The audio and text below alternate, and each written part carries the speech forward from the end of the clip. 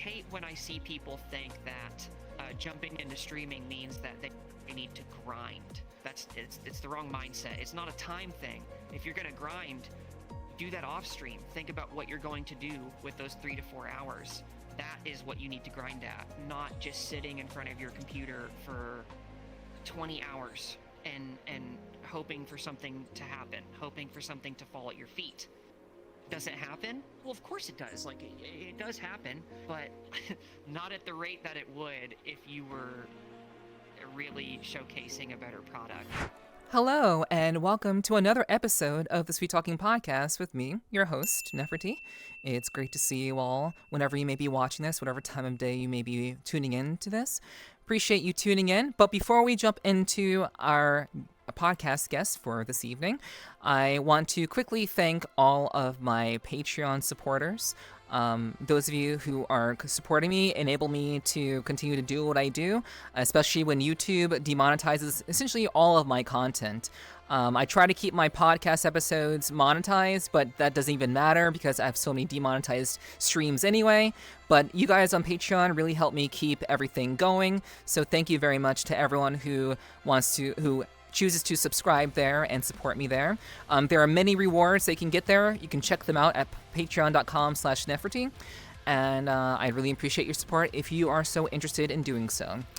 All right, well, now that that's out of the way, thank you so much for being here. And we're going to go ahead and jump into tonight's podcast. So, I could introduce tonight's guest, but I'd much rather let her introduce herself. So tonight's guest is none other than Moxley. MoxleyPup goes. And she's a member of our team, our stream team, Team Stupidity. And Moxley and I just happen to be on the same team, so it's great to interview another member, since I've actually interviewed a number of members in the past before Stupidity even existed. So that's pretty cool. Yeah. So, I've interviewed Tico, I've interviewed Shocks, I've interviewed Zenstroke, which actually, that episode is coming out, like, tomorrow, finally. The Zen's episode come out tomorrow, so that's cool. But this is your episode. So, this is about you.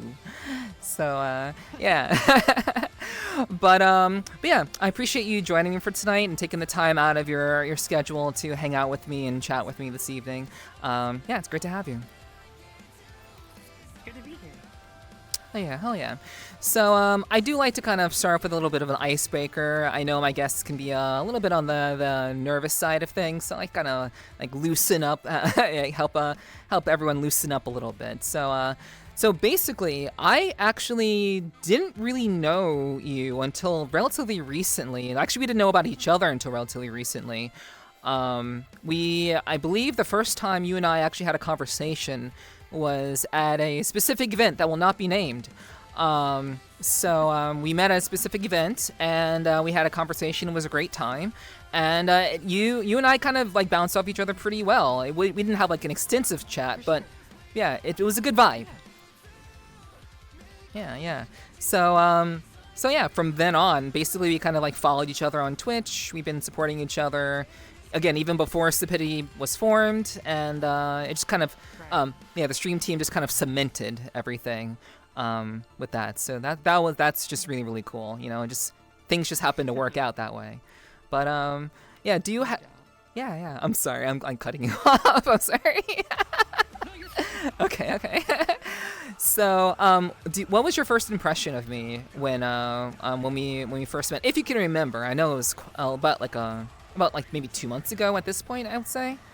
But if you can remember, I mean, your voice really stands out. Like, your voice is very rememberable. You have what I would definitely consider a podcast voice, a radio voice. So it's not something that you just forget, and you have an energy about you that's very positive, and it's kind of warm and welcoming, so it was kind of easy to start talking to you. So yeah, I don't know, I guess you just have a very comfy vibe. No, well, that is the complete opposite of what everybody tells me. I mean, my chat does tell me that sometimes, but I feel like many people have told me I'm intimidating. And I don't know why, but I think, like, I do try to be approachable and very warm, so I'm glad I gave that off to you. That's really, like, my goal. Yeah, especially if, like, a first impression, after all, so, yeah. And thank you for the compliments. Yeah. You're welcome. All right, so let's go ahead and jump into things. So if you had to describe yourself to someone who had just met you, someone who actually cares about, Twitch and all that sort of stuff. Like, let's say you're at TwitchCon, for example. How would you describe, like, who is MoxleyPup? How would you describe yourself? I would say that I'm like one of those people who ended up somewhere that shouldn't even be there, right? Like, I'm just winging it. Everything I do, I'm just winging it. And somehow, like, I even ask myself, I'm like, how did I get here? So even I really don't know what I would say to someone that would ask that question, but I'm sure people who have watched me over the years probably have more of an idea of that. But I would definitely say I'm kind of an open-minded person, so when it comes to I can be careless too, so schedules and things like that, I'm all over the place. So you could say I'm kind of a mess. a pretty little mess. But yeah, I don't know. It's more for people to find out as they go, which can be a problem too, right? Like, it's always good to have an introduction for people to sample before they invest their time in watching you or getting to know you. So I am kind of a mixed bag. Okay. So those are a lot of that was a lot of descriptions about, like, how you are as a person, like, individually speaking. But at no point did you say you're a streamer.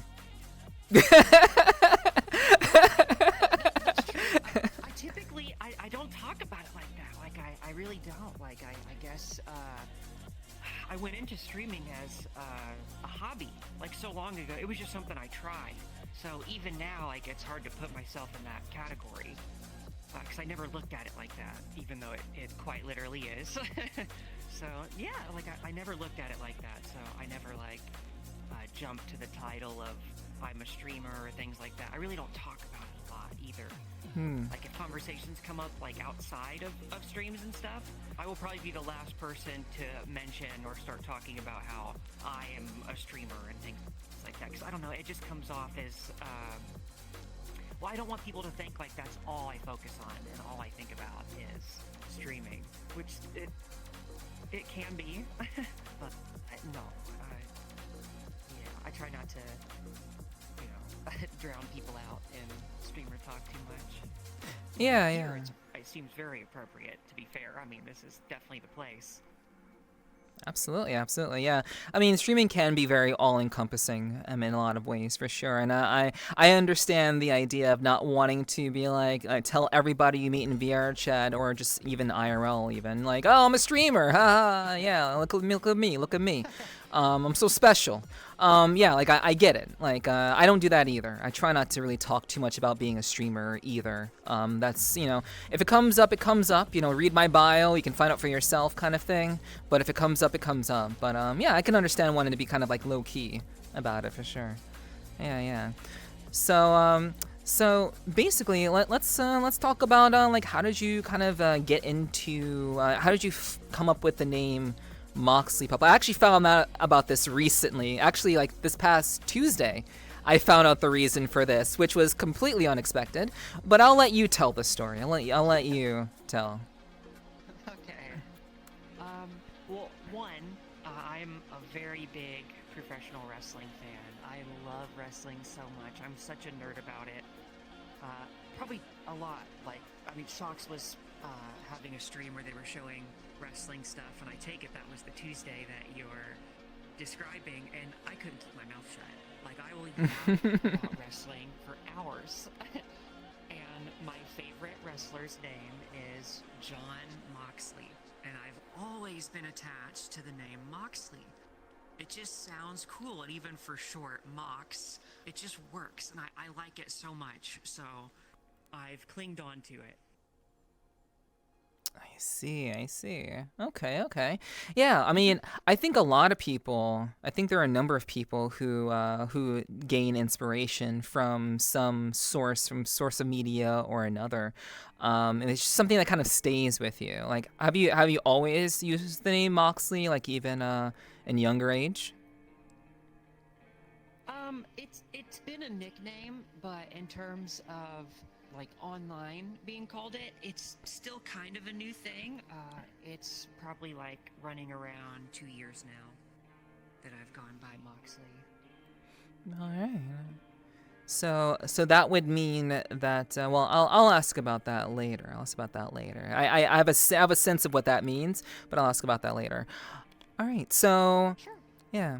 So I guess how did you I guess what is the inspiration behind your choice of avatar? I like to kind of ask people about their avatars that they wear. Like what is it that about you that allows you to feel comfortable in this particular avatar and others, I imagine, for sure. What do you look for? Well, on stream, I dance a lot, so I look for something a little revealing. And that is hourglass shaped, of course, because hip movement is so important to me when it comes to the dances that I do. I consider myself a camera dancer. It's not really a term that's used a lot, but yes, I'm a camera dancer. And I'm kind of jumping back into using human abbeys again. So typically I am a full-time furry. So what's got me using this model is I like the proportions a lot, and the eyes remind me of my furry model. So it's almost like I'm taking on a human version of my furry model. So in a sense, it's like, because that's the lore of my furry model, is that I have a human form as well. So yeah, but when it comes to furry models, I'm just so puppy-pilled. If any of you are familiar with me, you don't need me to tell you that I am very, very puppy-pilled. Yeah. I've certainly seen your content, and that is certainly the case. I mean, you have a redeem that lets you bark, which is cool. You know, that's cool. I mean, I have it, like, for what it's worth. I have a redeem that makes me meow for 3 minutes. I can't do anything but meow for 3 minutes. So yeah, you know. It's so cute. It's cute for like the first minute. Then it just becomes, I think, a little bit annoying, I think. But you know, if they want to see that, then they can see that. But that's totally optional for people. But yeah, I get that for sure. So can we talk a little about what does being a furry mean to you? Yeah, we'll start there. For me, being a furry allows me to really jump out of being a human all the time, right? Outside of the VRChat, I mean, that's just quite literally what we all are. We're humans. So being a furry allows me to exist in VRChat in a way that is much different than just jumping into a human abbey, which I'm not taking away from anyone that is strictly human whatsoever. That is the beauty of VRChat, is you can be whatever you want and be in that form that you really want to be. And I'm actually kind of new to being a furry. I'm coming up on like a year. I speed ran it. I speed ran it so bad. I already have a fursuit, all kinds of stuff like that. It's been a lot of fun. And for me, there's there's stuff you can do outside of VRChat with being a furry as well. Like, it's a whole community, obviously. There's a whole fandom, and there's cons you can go to and things like that. There's groups, and I've met a lot of friends being a furry as well. But for me, I guess it's just a new horizon, so it's just been an adventure for me. That's mainly what I have figured out, is I'm still learning about my persona and what I want to do with it, and it can be complex. It can be complex, but it's a lot of fun, and I've really enjoyed it. If you would have asked me 2 years ago if I would ever be a furry, I would say hell no, absolutely not, and here we are. All right. Well, I mean, with that in mind, like, what changed? Like, what was the catalyst for making that happen? Oh gosh, that's a really crazy question because, well, I did some experimenting one night with a manticore person, right? And that's more of a monster girl, but they had like furry paws, and their tail was so cool, and I realized, like, I don't have a tail, I don't have paws or anything like that, and I was really intrigued by it. And I don't want to get into too many details of how that session was, but Of course. it was spicy, and it took that session to make me realize I like this a lot. I really like this. So I don't want to say it was sexually driven, but definitely portions of it was. Okay. Yeah, I mean, yeah, I think a lot of people who don't really or aren't very familiar with what it means to be a furry have this misconception that it's all about just very, very horny people who just got bored with all the other ways you can express your horniness. But I do truly believe it's more than that. Even though I'm not a furry myself, I do believe it's definitely, it does go deeper than that. I think. So yeah, well, you have a lot of furry friends. I assume. Yes. You're on a pretty big team with a lot of furries. Yeah, that's so true. And I feel like I'm still very much trying to fit in. Like I wanna kind of feel like people can feel comfortable talking with me. I don't want to be like the the token non-furry of the group. But I mean, in some ways I kind of am. Makes you unique at the same time. Yeah. Too, like you might have some pressure. You're like, okay, I'm one of the few humans here. Yeah. I got to represent that, and I think you do very well. Just to let you know, I think you very much represent that. Oh, thank you. I guess I should attribute that to my strong personality. Then I guess that I suppose. But I appreciate that. That really means a lot to me. I hope others feel the same. I certainly hope so. But yeah. We'll see. But yeah. Back to you. Let's see. Like how what is it? I guess. What do you enjoy most about being a furry? Like what part of it do you draw the most enjoyment from? It's a chance to be silly. Like, I guess it's an excuse to be silly as well. Like, panting and barking and whimpering. It's a chance to just throw all the seriousness out the door for a few hours and just be playful like a puppy. And I guess you could say some of it is RP and some of it is not. But I just really enjoy it. It's fun. It makes me feel like I can let loose a little bit, and I kind of have a problem with that. Like, I have a problem loosening up sometimes and unleashing, you could say, and just having a good time. And I think definitely being a furry has uncaged that. All right. Okay. Yeah. I can definitely see that. So, So let me see. You know what? I'll go ahead and touch on this. You're really into retro tech. So that's very much a part of who you are as a person. Like what was it about it that got you into that? Like what kind of got you into that overall? Because I imagine you're pretty young. Again, you don't have to tell me your age if you don't want to. But like I imagine you're pretty young. So what was it about it that really made you into that sort of thing? Well, first of all, I'm 31 years old, and I'm very aesthetically driven. My whole life seems to be very aesthetically driven, and there's something about vintage stuff and retro stuff that brings me a sense of comfort and nostalgia, and I think those two things combined just always keep me in a good mood. Like, my whole house is essentially a vintage aesthetic. Like, I even use vintage appliances, from my coffee maker to the crock pot I make pot roast in is from the 70s. So that's how aesthetically driven I am, that I just like to see it that way. It puts me in a different world, in a different time, where things aren't as hectic and chaotic as they are today.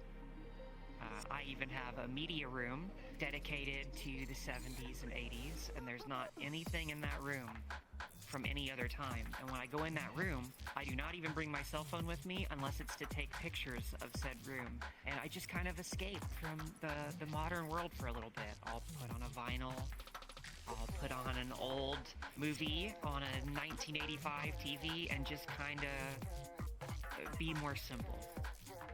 Mm-hmm. I know a part of me honestly like vibes with that idea, because I do think we live in a very technologically driven age, and I think there's a lot of things that have been lost. More like a lot of what I focus on is like the human connection, like people connecting with one another and understanding each other, being willing to accept differences without malice, you know. Like those are very kind of seemingly old ideas, but they're not. They shouldn't be.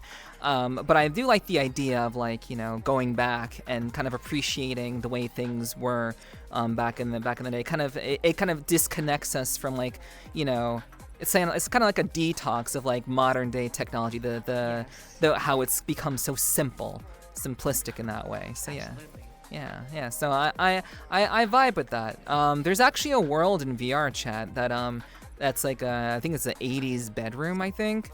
The 90s bedroom, I know what you're talking about. Okay. It's one of my favorite worlds in VRChat. It like plays an old VHS recording of Adult Swim as soon as you get in there, and my heart, every time I see that, I'm like, just take me back for a little bit. I love that.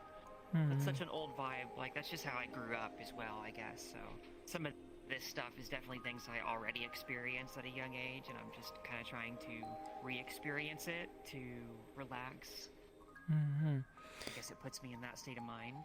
I think we all kind of have that with nostalgia sometimes. Like, we're drawn to it every now and then. Mm. Yeah. My nostalgia is synthwave. You know, it's just a really, really fascinating time. A time where things were simpler. A time where people just called people up, and you had to talk to people face to face. It was. I think there's something very special about those times for sure. And it's so strange to say that it's special because like we should still have those qualities now, but with the simplicity of everything, we kind of lose that. Yeah.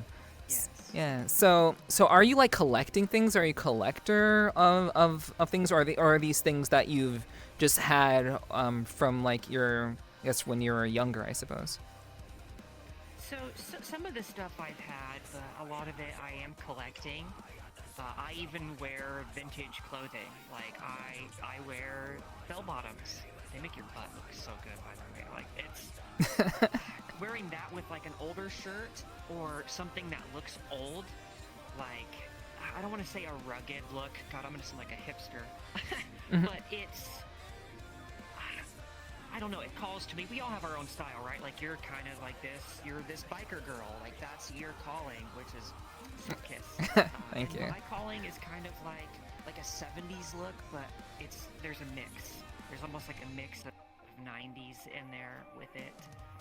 It's like an astro punk kind of thing. Really cool. But yes, I do collect a lot of things, and then a lot of stuff I have had since I was young. So it's an expensive hobby. It's very expensive. Yeah, I would imagine that it's as expensive as like collecting like old consoles or like mint condition games, like from like, you know, SNES games and such. It's like on that level of like expensive, like, so like you basically have a treasure trove of like literally treasures. So like like how do you afford all of that? Well, I would like to say I do more than one thing. Like, I do streaming, I do work on another platform we don't have to mention. And there's a few other things I do on the side that it's more of like an IRL thing that I probably won't mention, but it's just I've been very busy for the last almost 11 years, and I don't spend a whole lot, but when it comes to things that I'm aesthetically driven by, I don't mind dishing out the extra money for. Yeah, I think everyone should have a hobby, and making the sacrifice of things that are very, very much your speed, that bring you joy, that bring you solace. I think it's important, to have those things, and I think as long as it's not like a ton of things, I think it's very much like if it's very focused. I mean, the hobby is focused. I think that's very healthy for everybody to have. Yeah. All right. I certainly couldn't have all the things I have if I was still in my apartment. Like, I have 6 CRT TVs, so I could not keep that in an apartment. So when I got my house, I started going crazy with collecting stuff because I was like, ooh, I can dedicate rooms to this. So there's not much keeping me away from, the space of collecting those things. That's super cool. I hope one day I can have something like that. That'd be pretty pog. I'd like that. Here's hoping. It's nice. Yeah, Yes. yeah. So I do want to touch on this another topic that I would imagine is very, very dear to you. Hopefully it's something that you're okay with chatting about, but your identity and how that kind of plays into who you are as a person and who you've become over the years. So rather than me kind of like hinting at it, if it's something you want to go into detail about, that'd be really great for people to kind of understand that better. I started transitioning about 3 years ago.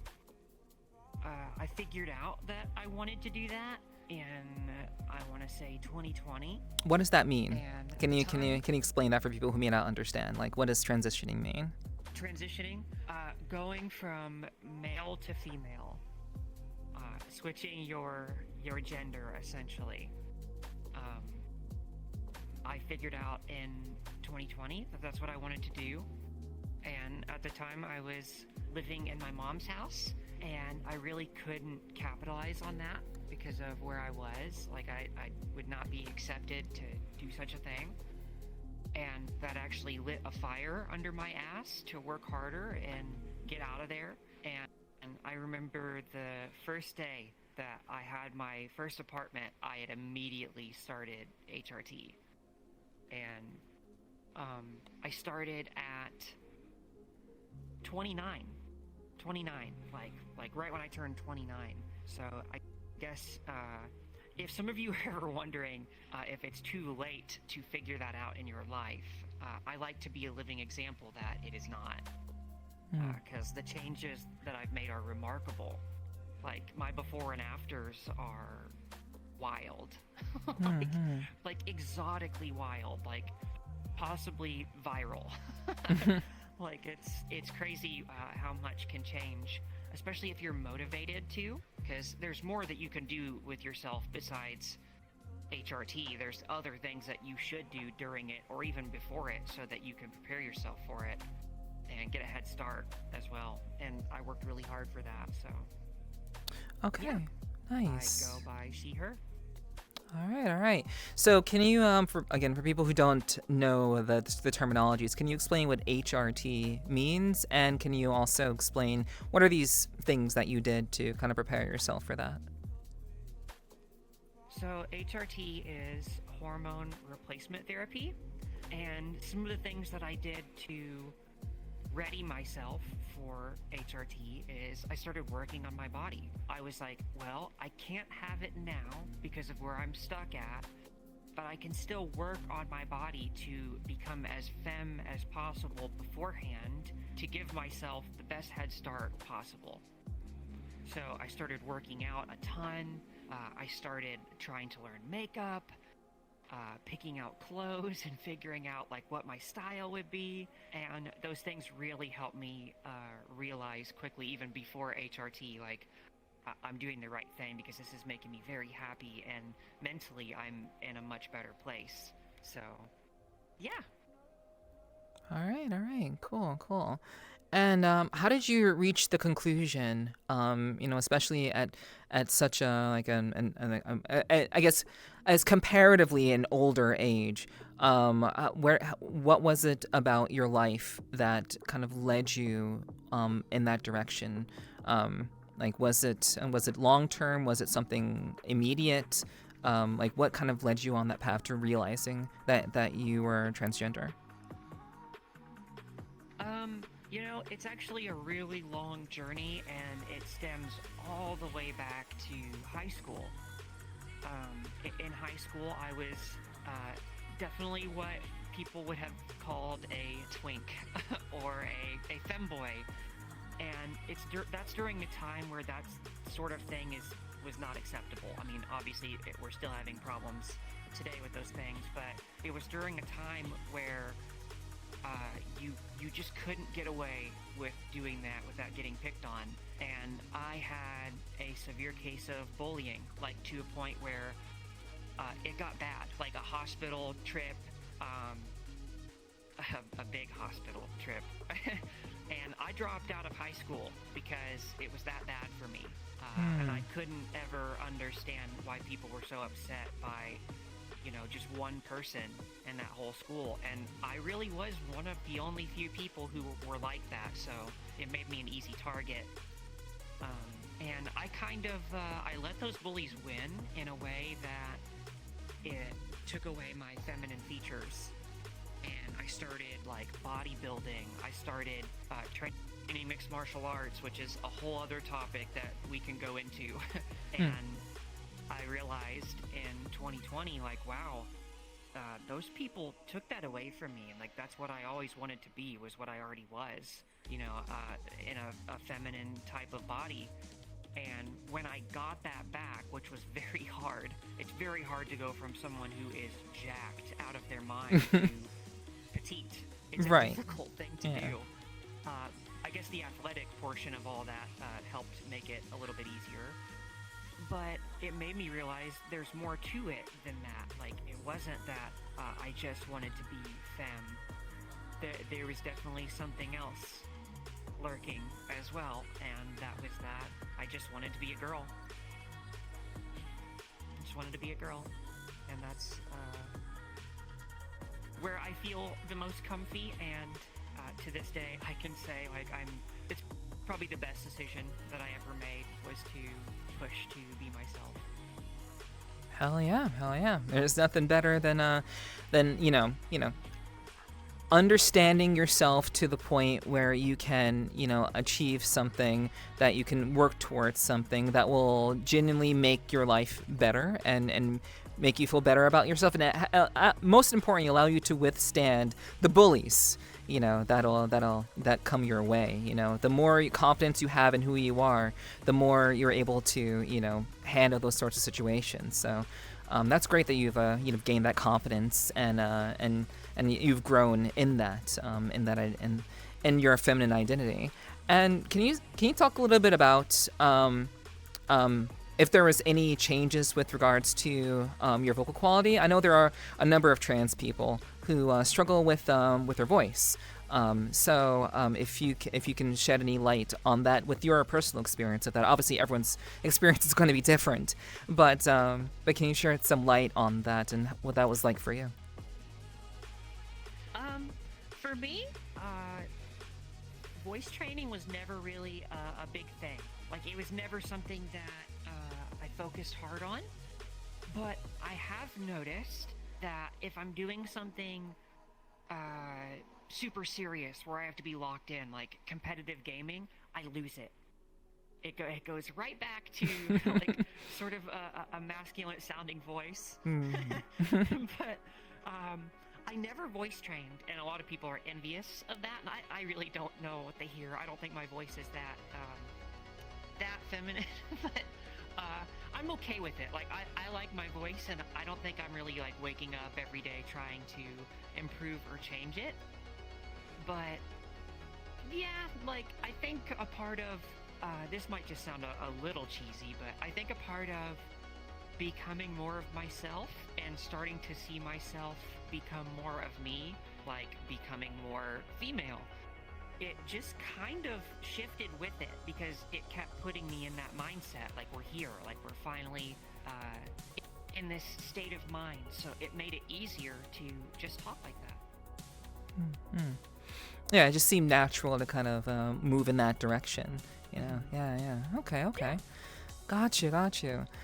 So, I think, I guess I'll ask a really like basic question that I'm sure maybe someone in the audience may have. What was the most difficult part about transitioning for you?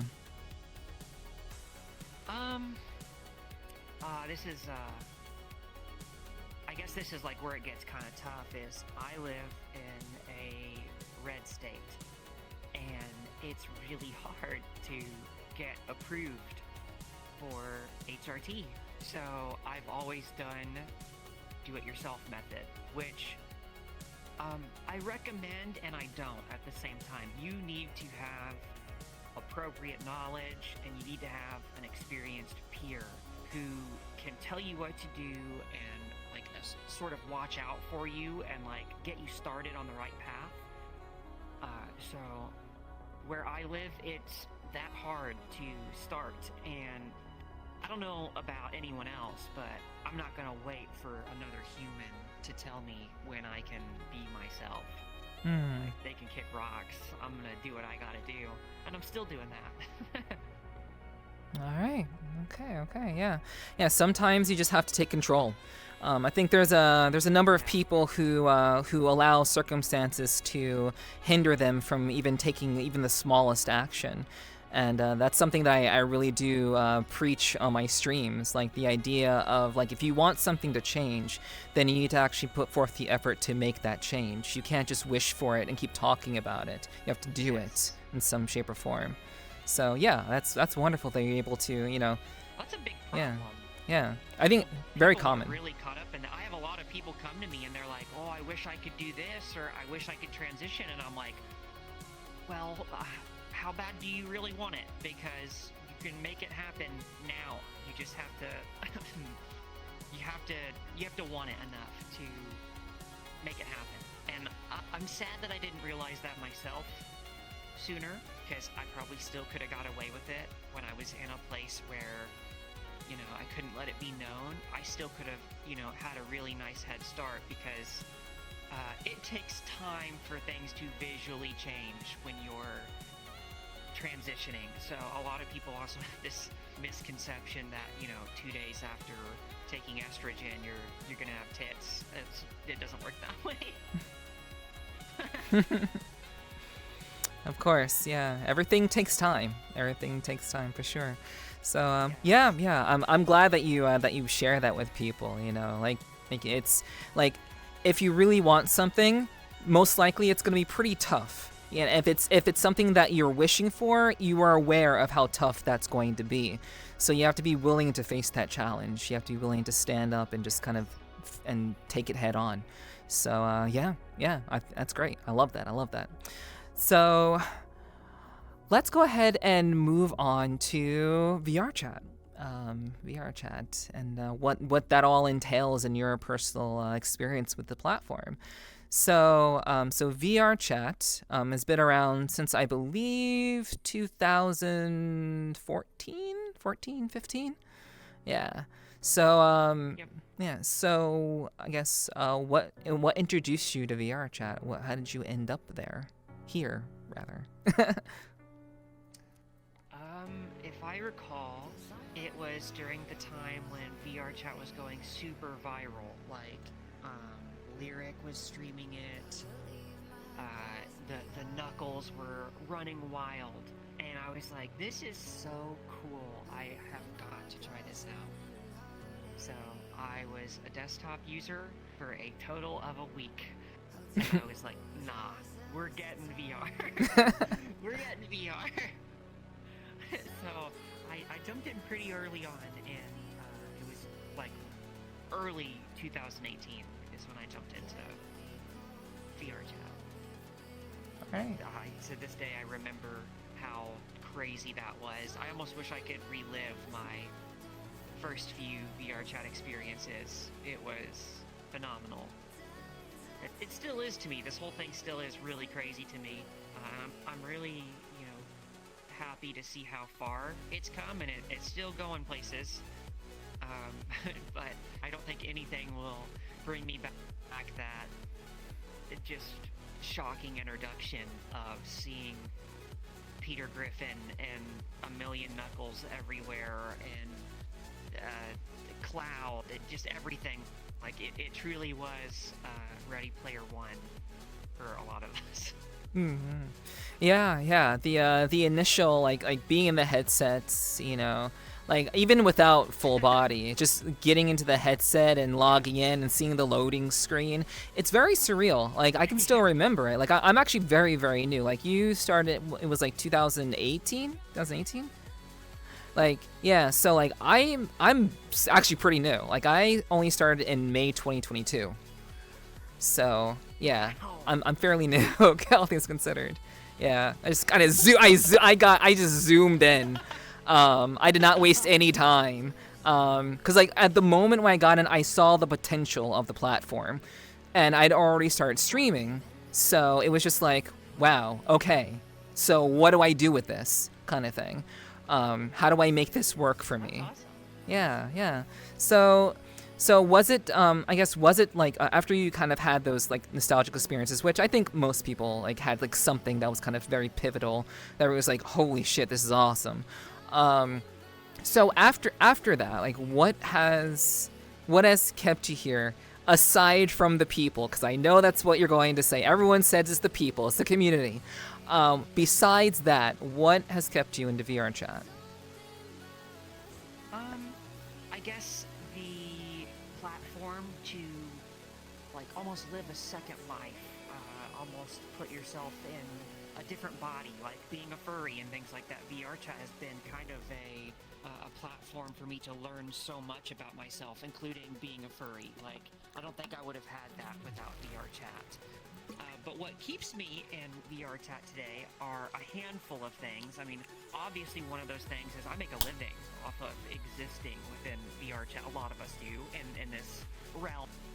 So that's a very common answer, I'm sure. But yeah, I do. I make a living from VRChat, and I make friends. I meet new people like yourself, and I party. Like I party in VRChat as well on my free time. When I'm not working, I spend time in here and party it up. I have a couple drinks on the weekend, so I guess it's just my place. It's just the place I want to be. Yeah, I can 100% agree with that. I know when I first started, it was very, very kind of, it was very like here and there. But now that I've kind of gotten used to everything's just like, everything is still very cool, very exciting. Obviously, you kind of understand new things about the platform, but you can still find excitement and joy and spending time here. So that's great. Yeah, I love that. Yeah, and now obviously the making a living thing is, that's so real. So yeah. So yeah, like, I guess. What is one thing about VRChat that you like, that you appreciate, aside from the people? And what is one thing that you wish could change about VRChat? I guess one thing that I really like about VRChat is it showcases a lot of talent that people have, from singing to dancing and even art. Like when you think about avatars, it's so much more than just VR, and I think it's a big deal. I think people sometimes they don't have a place to perform, and VRChat gives them a stage. It really does. It gives them a stage to be able to put on a show. And something that I don't like about VRChat that I do wish could change is, it's probably an unpopular opinion, really. I hate to even say this because it would definitely kill the player base, but I wish you had to be verified no matter what to enter a single VRChat server, because public worlds are something that a lot of us that have been around for a long time in VRChat really took advantage of, like something that we really enjoyed early on. There was a different vibe, but I'm not going to say that those times were perfect. I'm not going to say that there weren't, some shitlords that were up and about, but compared to now, oh, it's really sad. And the only reason that it was a little more wholesome then is just there weren't enough eyes on VRChat for people to overpopulate it. And when you get population, you get good people, you get bad people. So that's just kind of how it is. I do wish that there was a blockade to get into VRChat so that you could mingle around a little bit more, because as somebody that mainly would go into public worlds, it's just not something that I really do anymore at all. So you're saying that the experience of going into public worlds has changed because of the influx of diversity of people that have come onto the platform, and just the fact that it is, I actually did find out recently that that VRChat did not set the ESRB rating for the platform. It was actually set by the company. Like the ESRB set that for them as 13 plus. So Right. yeah, that I actually found that out recently. So that's a pretty big point. But I do think that with age verification, I think we can still have a group public experience. So I think like once groups kind of came about, I noticed that there was like there's like a basic public experience and there's a group public experience, and they're two distinctly different things even before age verification even occurred. Do you see a difference as someone who really kind of has been in that space? Do you ever see any differences between the two? I would say we need more time to see if there's any differences yet, since it's still such a new thing, but I do think people are going to notice that it's a little bit different. It can only change so much, but at the same time, I think it's a really good step, and we need to keep going down that path to just clean things up a little bit, because I know if I had a kid, I don't think I would ever want them in VRChat until they're a lot older, like at least an adult. Like there's no reason for them to be experiencing VRChat. Like if they need social experiences, they're probably already going to get that in school and things. So I just don't think VRChat is a place where I would want them to get that. And I don't know if you've noticed, but like the youth are getting a lot worse when it comes to like their language and how they act and how they treat people in public games and things like that. When I was younger, it was like that, but it only got so far. And I guess it's also the fact that we didn't have all this technology instantly. Essentially, kids are born with a smartphone these days. So Yeah. I didn't have my first phone until I was like out of middle school.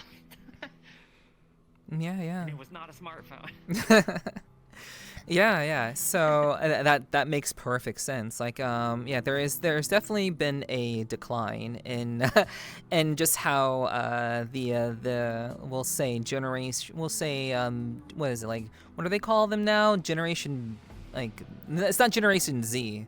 It's not that generation. It's the generation after them, I think. Well, with a portion of Gen Z. Right.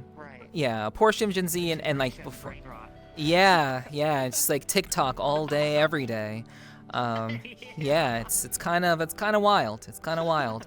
But I think we've already seen like the actual proof of like how social media has affected many of the youth. There are like we now have children who don't know how to like exercise properly. Like they don't even know how to they can't even walk upstairs. There's also been like a very loose study, nothing like set in stone, but there's actually been a loose study of like there are actual college students who have never read a book before. That's wild. So we're kind of in a downward. It's kind of bad, kind of scary, but yeah. It is Yeah, but VRChat is. I think VRChat has good points and bad points, but for kids, they get enough of that elsewhere. I think VRChat just it just gives them a playground. They can't really appreciate what all of this is like we can. So, yeah, that takes like substantial like insight. A lot of people only see this as a place for them to just goof off and be silly. Right. But there's a time and a place for that, and I think younger people tend to take that a little too far. But anyway, with regards to your experiences in VRChat, what was one of your most memorable experiences in VRChat? I think obviously what stands out is just putting VR on for the first time. Like seeing VRChat and VR, seeing some of my friends that I had made along the way, like already like in front of me. I'm like, wow, you can see me move like this. Like it was just, yeah, that stands out. Like I was wowed beyond belief. Like I just couldn't stop looking at my own hands. I couldn't stop looking at my friends. I was like, you're here. So yeah, that stands out more than anything. Just being able to see the world in VR, how different it is. And I feel so bad. I still have so many friends who have never made the switch from desktop, and they just have no idea what they're missing. They have no idea, and I think that sometimes they think they've experienced VRChat, but they haven't. They haven't. It starts with VR, and then full body comes. Yeah, and then face tracking. Yeah. And then face tracking. Yeah. So, talk a little bit about face tracking. Like what was that? Like I guess actually let's walk us through the process of like over the years of like when you got into VRChat, how did you kind of graduate from each stage? Like there are very key stages of graduation in VRChat, how you evolve. A lot of stages. Yeah. So walk us through that. I started with a Oculus Rift, not to be confused with the Rift S, just the Rift. From there, I realized that I can't really have full body with this at the time, so I got a Vive Pro so I could have base stations and I could get full body, which this was in the same year. So in 2018, I had already bought 2 headsets. So I had a Vive Pro, which the mic on the Vive Pro is iconically bad. So I had to get a Mod Mic Wireless, which is what I'm actually using right now. Or else it was like unusable. Like it was that bad. My friends were like laughing at me because of how bad the mic quality was on that headset. And I was like, oh, insecurities. Let's switch up. Yeah.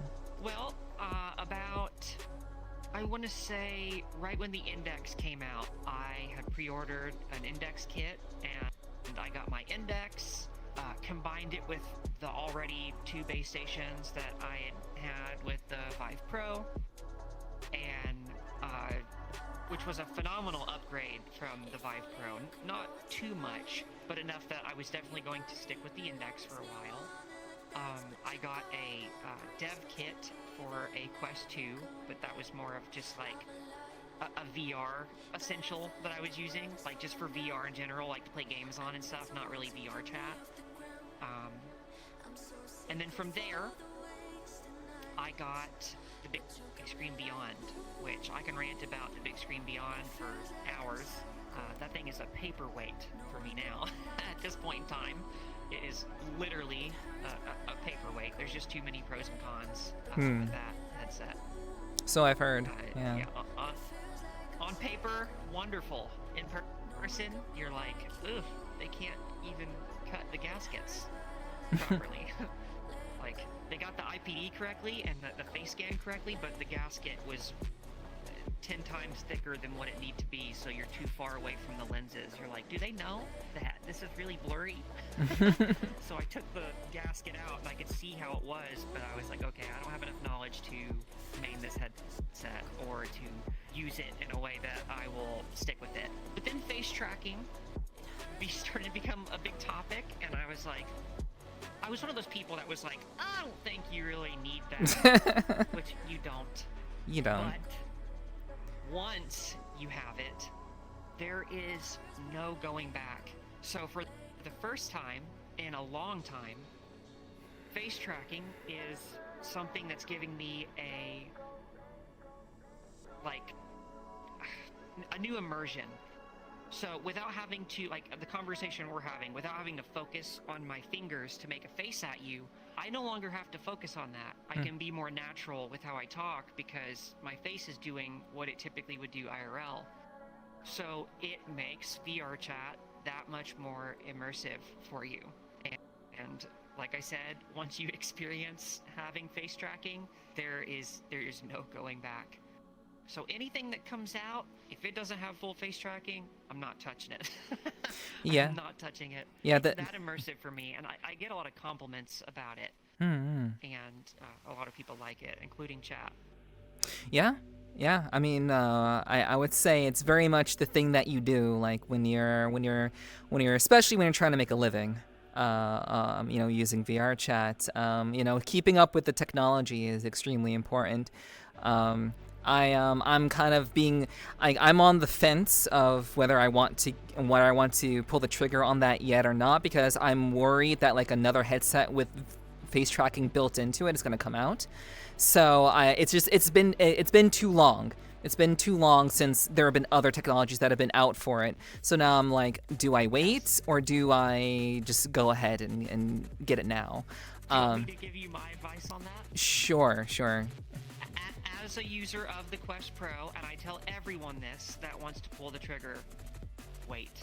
Just wait. The most powerful thing you can do as a VR user is wait. If you can manage to hold on to what you have and wait, it's the most powerful thing that you can do, because you will have held out until that next best thing came out, and we're in that era now. Yeah. Where I think face tracking is talked about enough that it would be a sin for whatever comes out next to not have it. Fingers crossed for whatever Valve has in store. I really hope that it's something nice, because I will switch to it as well. I will definitely not keep using this. This headset has pros and cons of its own that make it more complicated out of the box to make it do what you want, and that has to do with its comfort and having to use continuous calibration. So I have a tracker unicorned to the top so I can use index controllers, which is a really cool thing. And it's just one more thing that you have to have. And of course, Quest mics aren't always the greatest thing to hear, so I am using a mod mic wireless as well. And when you stream, your mic is kind of, important to make sure that things sound okay. You don't really want to use something that's crunchy. Well, 100%. Yeah. So yes, waiting. Okay. All right. I will wait then. I've been making this work for a long time already. I can wait a little bit longer. But what are you using, if you don't mind me asking? Oh, I'm using an index. Yeah. Oh yeah. Yeah. You're using the standard. Yeah. Yeah, that was the first and only headset that I purchased. Again, I started in 2022. True, yeah. So it made sense. Yeah. So I dropped the money. I had a pretty good job back then, so I just dropped the money. But yeah, speaking of VR technology and such, you said you've had such great experiences in VR, and like the wonder of it all has been very, very mind blowing for you. Do you feel like you're cheating on your retro tech by enjoying VR so much? I guess I would feel that way, but considering this has funded most of that, not exactly. Because in reality, like, my existence in VR has definitely been what is made me able to financially support my retro stuff. So I guess this is the fuel, really. Okay. Yeah, I mean that's totally fair. I think that's a great way to justify it. It's you're not like I love retro things, but major like modern day technology is still pretty cool. It is. Yeah. It's not like I hate it. It's not like I hate modern stuff at all. I still have smart TVs in my house. The last room in my hall, I have a triple 50-inch smart TV set up for sim rigs. racing games, flight simulator, truck sim, the whole shebang, whole dash setup, and I assure you that is very modern. Yeah. That is very modern. Holy hell. Yeah, going like a party at Moxley's house. Yeah, that's like that's the place to be for sure. You will never be bored. So yeah. Yeah, all right. So like with your you seem to have a lot of like insight with regards to like technology and VR related things. So I'm curious as to what your thoughts about like the future about VR is. They've heard that people have whispered about, oh, VR is never going to evolve into a Ready Player One type state with like in a very the idea of deep dive technology. Like it's obviously it's still very it's a theory. Deep dive is a theory. It doesn't exist yet. It only exists in anime currently. Yeah. So do you think any of that's like possible? Do you have any hopes or dreams for that? I think when we pick at the reality of it, I think the idea of it is very possible, but I just don't think a lot of us are going to be alive for the portion that we really want. I just don't think that we're going to exist when we get to that point. But I do think that in our lifetime, we are going to see a lot of cool stuff because we're actually the pioneers, believe it or not, of VR. I know, sad. I wish I could like freeze myself for a few hundred years. I do wish I could, but we are the pioneers of what VR is. But I do think that we will see a era where it becomes easier to jump in and out of, because when you think about the startup time, you're putting trackers on, you're unplugging stuff, and you're putting your headset on, you're opening programs and stuff. It is kind of a little bit of prep time to jump in and out of VR. Once you get used to it, it's like a walk in the park. It's like making a cup of coffee in the morning. But, right. I would like to see it become something that is a lot easier to jump in and out of, and I think that we will exist in that time when it becomes that. But I just don't think, like for full dive and stuff like that, I sadly don't think that a lot of us will be alive for that. Yeah, that does feel like a 2100 type thing. It just seems too like out there. I talked about this with another guest. I'm curious what you think about it. This idea of like if this technology were to come into existence, I would think that it would be similar to how it's portrayed in Black Mirror, where you are essentially asleep. Yes. In that regard, and basically the machine is accessing your brain, like it's like like it's turning your brain, whatever makes you go to sleep, it turns that on. And then you're able to kind of like jump into whatever like fantasy state or virtual state, we'll say. Like once your brain has accessibility once it's asleep, because like obviously we have a subconscious, our brain is active, we have dreams. So if we can produce dreams, if we can produce things like that, it's possible that maybe technology can access that once we kind of learn more about the brain and how that all works. Does that seem like a viable idea to you? Like, I'm sure you've watched Black Mirror. Yeah, that's the episode where it's just like almost like a little button, right, that they put on the side of their head. Yeah. And they were like in the fighting game. Yeah, that is absolutely amazing. Here's the thing, like, to go back to Big Screen Beyond, it's the first headset we've ever seen that is compact and comfy. Like, it's small. So we are shrinking these things down. Like they're getting smaller, which is a good sign. But at the same time, I still feel like we maybe gained a step from the existence of that. But it being a thing, I do think pushes ideas to bigger companies who are probably more organized and can make it better. But when you look at VR right now, we're still dealing with comfort is an issue. We're still dealing with resolution upgrades, and there's a market that these things are being developed for now. Like when the Quest 2 came out, that put the biggest dagger in PC VR ever. Like it stabbed it. because now games have to be Quest compatible. Everything around us has to be Quest compatible and VRChat essentially.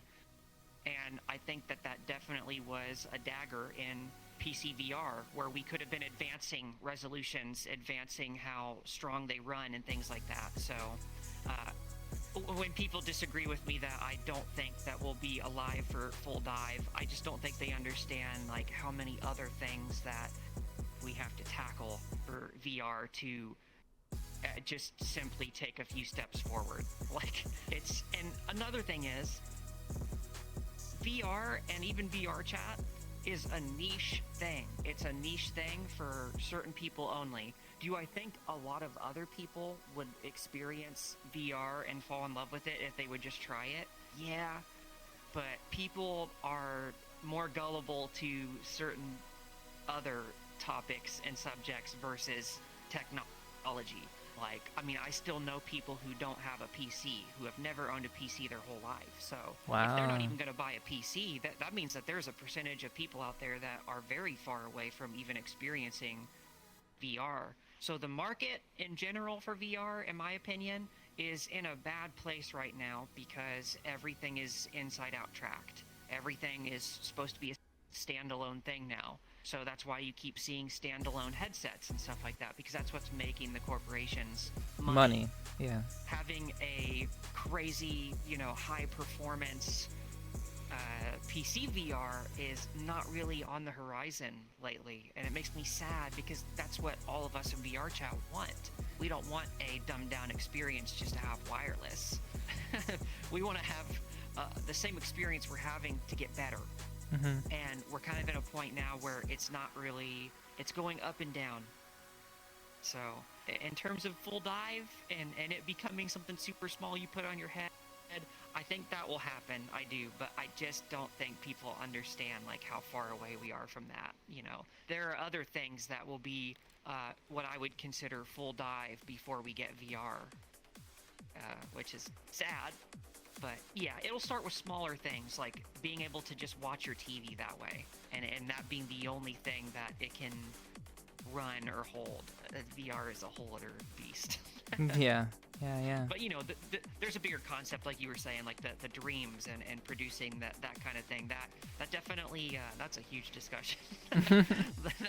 There's a lot to that. Mm-hmm. I agree. Yeah. So yeah, I mean that was all very insightful, and I'm inclined to agree. Like I do think that it's still very, very far away, and like there's like I said, there's this battle. Well, like you said, there's this battle between creating technology that is affordable and that will make companies money, to and this tug of war of doing that as opposed to just advancing technology in the way that it should be and creating these experiences for people who are willing to do that. Yeah, but they'll have less sales for it because it won't be as accessible, but it will still be like a progression of like the technology that is valuable, that people will actually that people like you and me will want to invest in for that. But like the layman, the person who doesn't really know anything about VRChat is gonna always go with like the standalone stuff, and like companies will make their money, but we're in this kind of stalemate, as you said, kind of in between those places. You've been seeing it, like even VR games, like say a game comes out, it's going to be what I would consider only a Quest level experience, because that developer isn't just going to make the game for PC VR. They're going to optimize it and they're going to dumb it down so they can sell it on the MetaQuest store as well. So it's a huge dent that it puts into the game development. They're like, well, this has to be able to run on its own on the Quest 2. So if we didn't have that and we were still in PC VR, I think we would have seen so many cooler games come out. Like Half-Life Alyx is such a huge milestone in VR gaming, and I just don't think we've even seen anything like that since. I really don't. Hmm. Yeah, I still need to play that. It came free. Yeah, it came free with the index, but I haven't played it yet. So yeah, I will. You definitely should. Oh yeah, I will have to make time at some point. I think I'll tie that into some other event that I'll be doing in the future. We'll see. Yeah. So let me see. So what is have you had any sort of have you had any like issues that or a specific issue with VRChat that has kind of affected you directly? Have you had anything that's been kind of like that's kind of made you like, VRChat needs to kind of work on this and fix that? Anything that's kind of made you like, shit, why? I love you, but you're fucking up here, kind of thing. There are things that they do all the time that kind of stand out and make you question, like, what's going on and why are they working on this? Like, they've terminated people who were, like, a huge creative point for, like, udon and stuff. Like, why would we get rid of that? Yeah, I remember that. That's yeah. like one of the biggest things that have ever happened to VRChat. So there are things that I do question. They are kind of dipping into, I want to say, like a microtransaction era a bit, but in a way that's not as intrusive as people think. But it's still annoying that they're sitting down putting effort towards that and not something else. Like them selling avatars within VRChat. I don't know if you saw that. That's becoming a thing where they're going to license avatars and sell them within VRChat. And I think that is preying on people who don't have Unity knowledge or can't upload their own avatar that they purchase. I think that's preying on those people that don't have that knowledge, that could easily still learn and figure it out. But some could also say that it's an opportunity for someone who just simply doesn't want to learn that stuff to still have access to some avies to purchase. So it's kind of a double-sided blade here. Like, you're like, I guess I can see why that would be an okay thing, but I also see why it's predatorial on your users. It's because there's going to be a massive cut for VR, of course, like VRChat. They're going to take a massive cut versus the creator getting more of it. I would assume. I don't know. I have a slightly different perspective on that. I do think that I think it makes sense for VRChat to prioritize its ability to make money so that we can continue to make money off of the platform. Don't they have VRC Plus? Don't they already have that? VRC Plus is an ideal way for them to make money. However, they have gone on record to say that even if everyone got VRC Plus, it would still not be enough to cover their costs, and not only their costs for servers, but also the people who work at the company. They're literally living on like angel investors, and also VRC Plus, to kind of keep everything running. And the fact that we can engage in this platform 24/7, 365 with 98.8899 uptime is kind of ridiculous, kind of crazy how they're able to still do that on such a budget. So, I would imagine that if they were to start selling avatars on VRChat, that they would keep free ones. There would definitely be like free ones that would be available. I would imagine.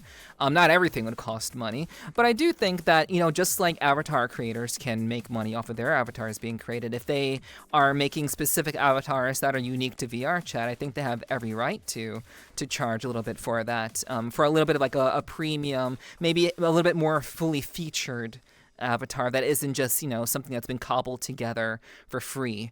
I think to me that makes sense. And I understand that money, like financing and money, it can be very much kind of a very tenuous topic for a lot of people. But I'm not afraid to talk about it, even though but you seem very, very open to like talking about it, which is good. But what do you think about that? Like, what do you think about like that additional argument? I think that there's smarter things they could do. Like, they could knock out two birds with one stone. Like, this is a very unpopular opinion, but a lot of people who are active MMO players are going to be able to relate to this a little bit. Aside of like age verification, I think they could keep out a lot of the fresh account trolls as well if they were to just make this subscription based. Like, you just can't get in without a subscription. And if you like VRChat enough, you're gonna pay it. like you're gonna pay that subscription. Whether it's $14 or $20 a month, you would pay it to get in here. Most people wouldn't, but it would just, because it's been free for forever, that would cause a riot. It would. That would quite literally make people so angry. It would. Twitter would just be going insane, because not everybody's worried about keeping, the bad people out, because they don't ever see them. They don't go to public worlds or this or that, so it's not really something that applies to everyone. But I do think that, for me personally, I wouldn't mind paying a subscription to be a part of VRChat, because it's done a lot for me. When I think about all the things it's done for me, and I think about all the people that I've met within it, I literally have paid off my house from the existence of VRChat. So for me to cry and whine over having to pay a $14 or $15 subscription to it would be pretty petty. Agreed. It would be Agreed. pretty petty of me, but not everyone is a content creator in VRChat. Not everyone makes a living from VRChat. So people's, vision on that entire thing will definitely differ and be different all over the place. So, yeah, I just think that would start a riot. Yeah. I think that would start a riot for sure. Yeah. So them wanting, to make extra money from things, I don't mind that at all. I just thought the avatar program was a bit weird, because there's other things I don't mind it from, people, world creators having VIP places that you can pay for and things like that, and they've allowed you to do it with I don't know what the currency's called, the VRChat currency that you can get now. I think that's a great thing. I do. I think that's a really cool thing. When that was implemented, I was like, that is really cool. We have an economy in VRChat now. Yeah, and they are trying to be very, very careful about the whole thing. They're not rushing into it. They're really, because there's a lot of legal logistics, I imagine, with implementing something like this. So they're taking it very, very slow, I think. I actually think avatars is the perfect place to start with because that's the one thing that I encounter when I talk to people who don't know much about VRChat. They're like, oh, I'm gonna have to spend money on avatar. I'm like, no, actually, you will not get one in a public world. Exactly, yeah, but they don't know that. And it's not really advertised. So if VRChat is saying, hey, if you have a couple of bucks, you can get this really cute Avi, or you can go with these free options if you don't want to do that. I think that's pretty reasonable. And if VRChat does it first and then opens it up to other avatars, people who are avatar creators, they make their own world and then sell their avatars in that world. That's. The thing about doing that is that I imagine it probably wouldn't be as you wouldn't see all of the avatars that are made by the creator there, because they would know that they would make more money selling their stuff on a site and directing people to their site than they would on VRChat. So it would be a very specific kind. It's a good way to get their name out there. It would be. For sure. Yeah. It is advertisement. Yeah. For sure. Yeah, I can see where that is definitely a massive benefit as well. So even if VRChat is getting a massive cut from it, it is advertisement. So yeah, and not to read chat, but someone did say that would create a vacuum to another platform that would try to do free to play if VRChat started charging people to exist within it. I don't think there is anything that has ever been upon us that has been able to replace VRChat. I have seen so many things come and go and fail, and even if VRChat was $20 a month, I do not think you would see anything that would replace what this is to make that even be a competition. So so Rec Room, so streaming on Twitch versus YouTube, it's quite clear where things are popping off and things aren't. True. I definitely agree with you there. Absolutely. So you don't believe in Rec Room or even Resonite? Rec Room. Hey, don't get me wrong. Those are thriving VR platforms, just not for the same thing that we do here, by any means. Mm-hmm. But yeah, I don't think anything else could thrive as hard. It would have to have a massive build-up time, and it would just have to downright be better. It couldn't be dead on arrival or anything like that. It's not something that's possible right now. I hope it is. I would love to see VRChat get some sort of crazy competition. That would be so cool, because we really don't have that. There's no other game like this that people jump into for these purposes. Like, it's not a thing. Yeah, I agree. And speaking of, like, VRChat being a game, how do you perceive VRChat? Because obviously it's categorized as a game, but do you see it as a social platform or a game? How do you kind of view that? So when you first get into VRChat, it is definitely a game. Like, it's just 100% a game. But after a while, when you start talking to people and you have conversations like you and I are having, you realize it's just so much more than that, and it very much is a social platform. Like, do I think that some people should treat VRChat more like a game? Yes, because there are people who really start to take this place too seriously, to a point where it kind of starts to hurt them.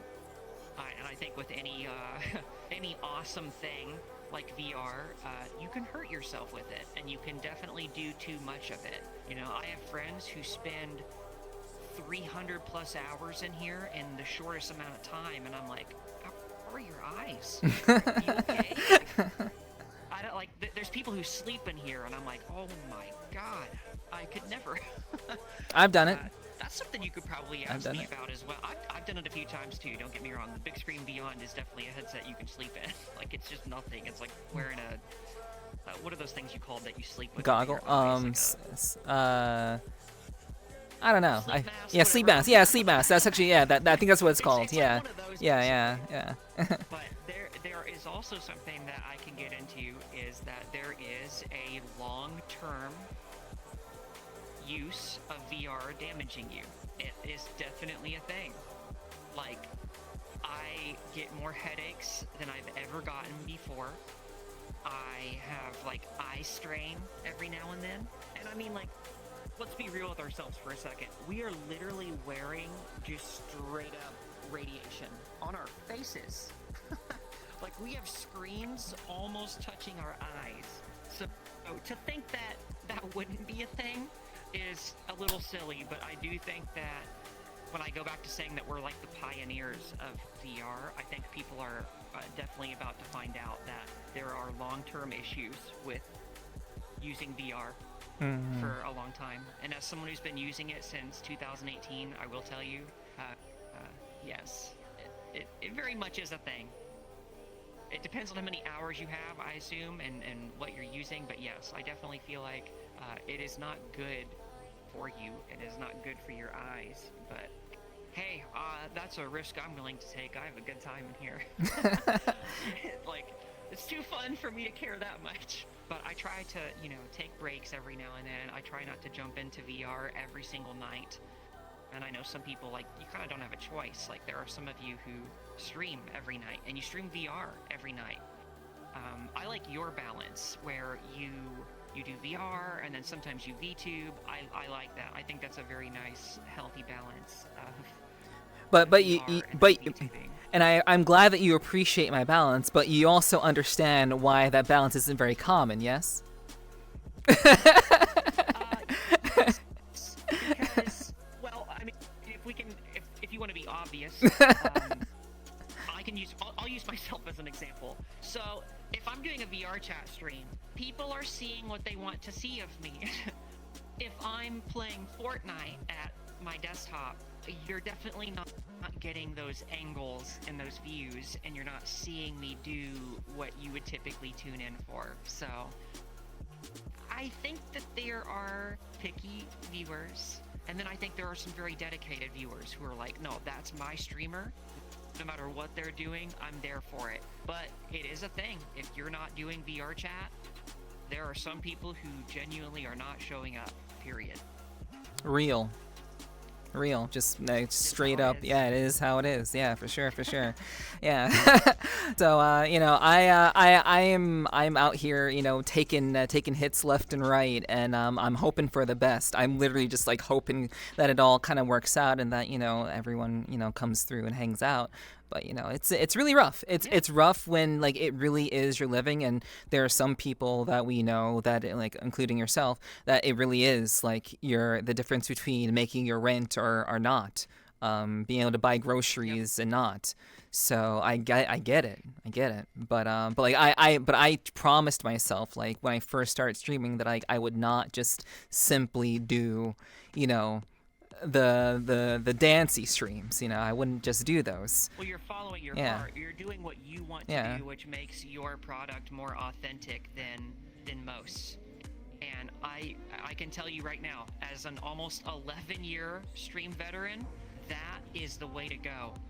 So you'll have friends and you'll know people, and they get burnt out beyond belief. And it'll even be someone that you don't quite expect it from. No one is safe from burnout, by the way. But that delays it, and that helps it so much. It's almost like a way to recalibrate a little bit, because you're just doing what you want to. So not only are you making a living, but you're doing something that you're passionate about, meaning that you're enjoying the time that you're spending doing this, meaning that it becomes very difficult to get burnt out from it, because you're having a good time and you're having fun, and it's what you want to do.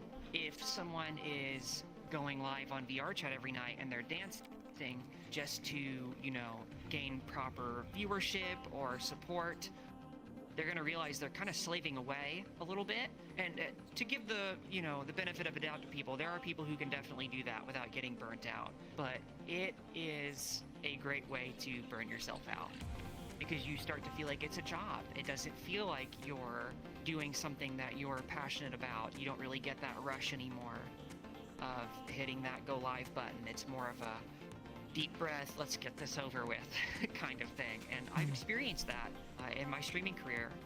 And when you identify those things, you figure out what works for you. And if you do what you like, oh, you are in for a long journey. A long one. Yeah, I mean, I certainly do hope so. I'm really hoping for the best, you know. But yeah, like I just want to kind of put that out there, you know, like for people who don't get it. It's just real talk. It's just very, very real, a very real situation that we all have to contend with, in many ways. So yeah, I appreciate your honesty about that. Thank you very much. Thank you. Of course. Just a couple more questions about VRChat, because we've been talking about it for a while, but just a couple more. Do you have fandom sense? I do. I have severe phantom sense. Was that inherited? I love it so much.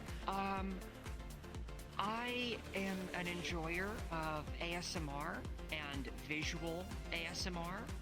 So even just a video of someone doing like visual ASMR to a camera is enough to put me into a trance, and it's enough to like calm me down and make me start to feel like slight sensations.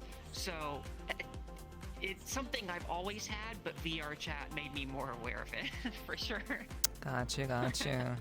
Man, I wish. I always wish. But it's, yeah, not everybody has it. I mean, I have it to like a very slight degree, but it has to be chemically induced. So, you know, yeah, that's all I can really do at this point. The right person too. That too. I will tell you that. Yeah. Not everyone can give me that effect. Like there is a bit of a combination involved with it. Like it has to be a soothing voice as well. There's something else.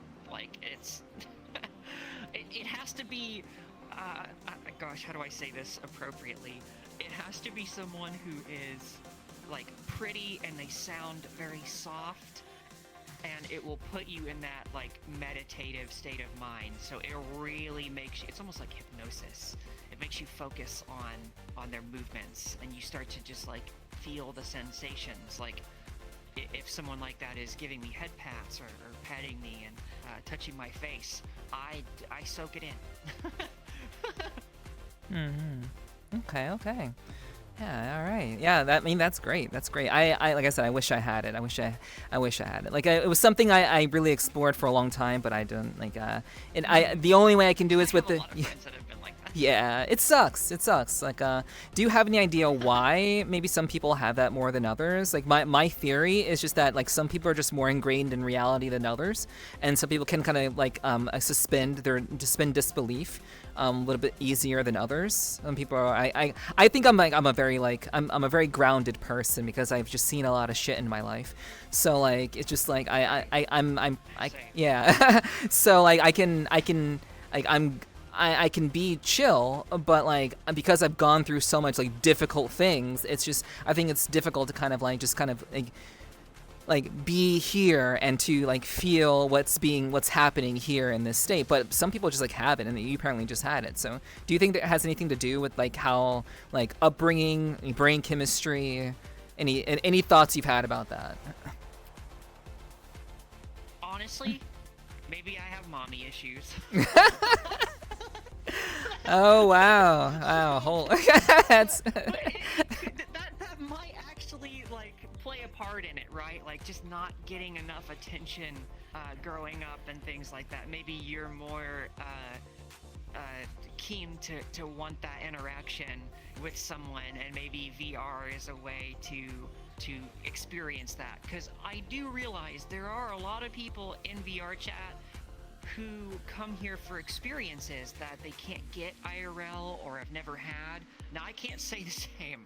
I have very much had many experiences outside of VR and in VR, but I love attention. I love attention so much, and if I feel like someone is giving me attention, maybe it puts me in that state of mind. Maybe it does put me in like a sort of like a hypnosis stage. So maybe that plays a part in it. People don't realize how much more of it is hypnosis than it is just phantom sense. Because my face is definitely the more sensitive area. Now, I'm not saying in other places I don't start to feel sensations either, but the face is definitely the PowerPoint for me. Okay, all right. Yeah, that works for me. All right. So, I think we've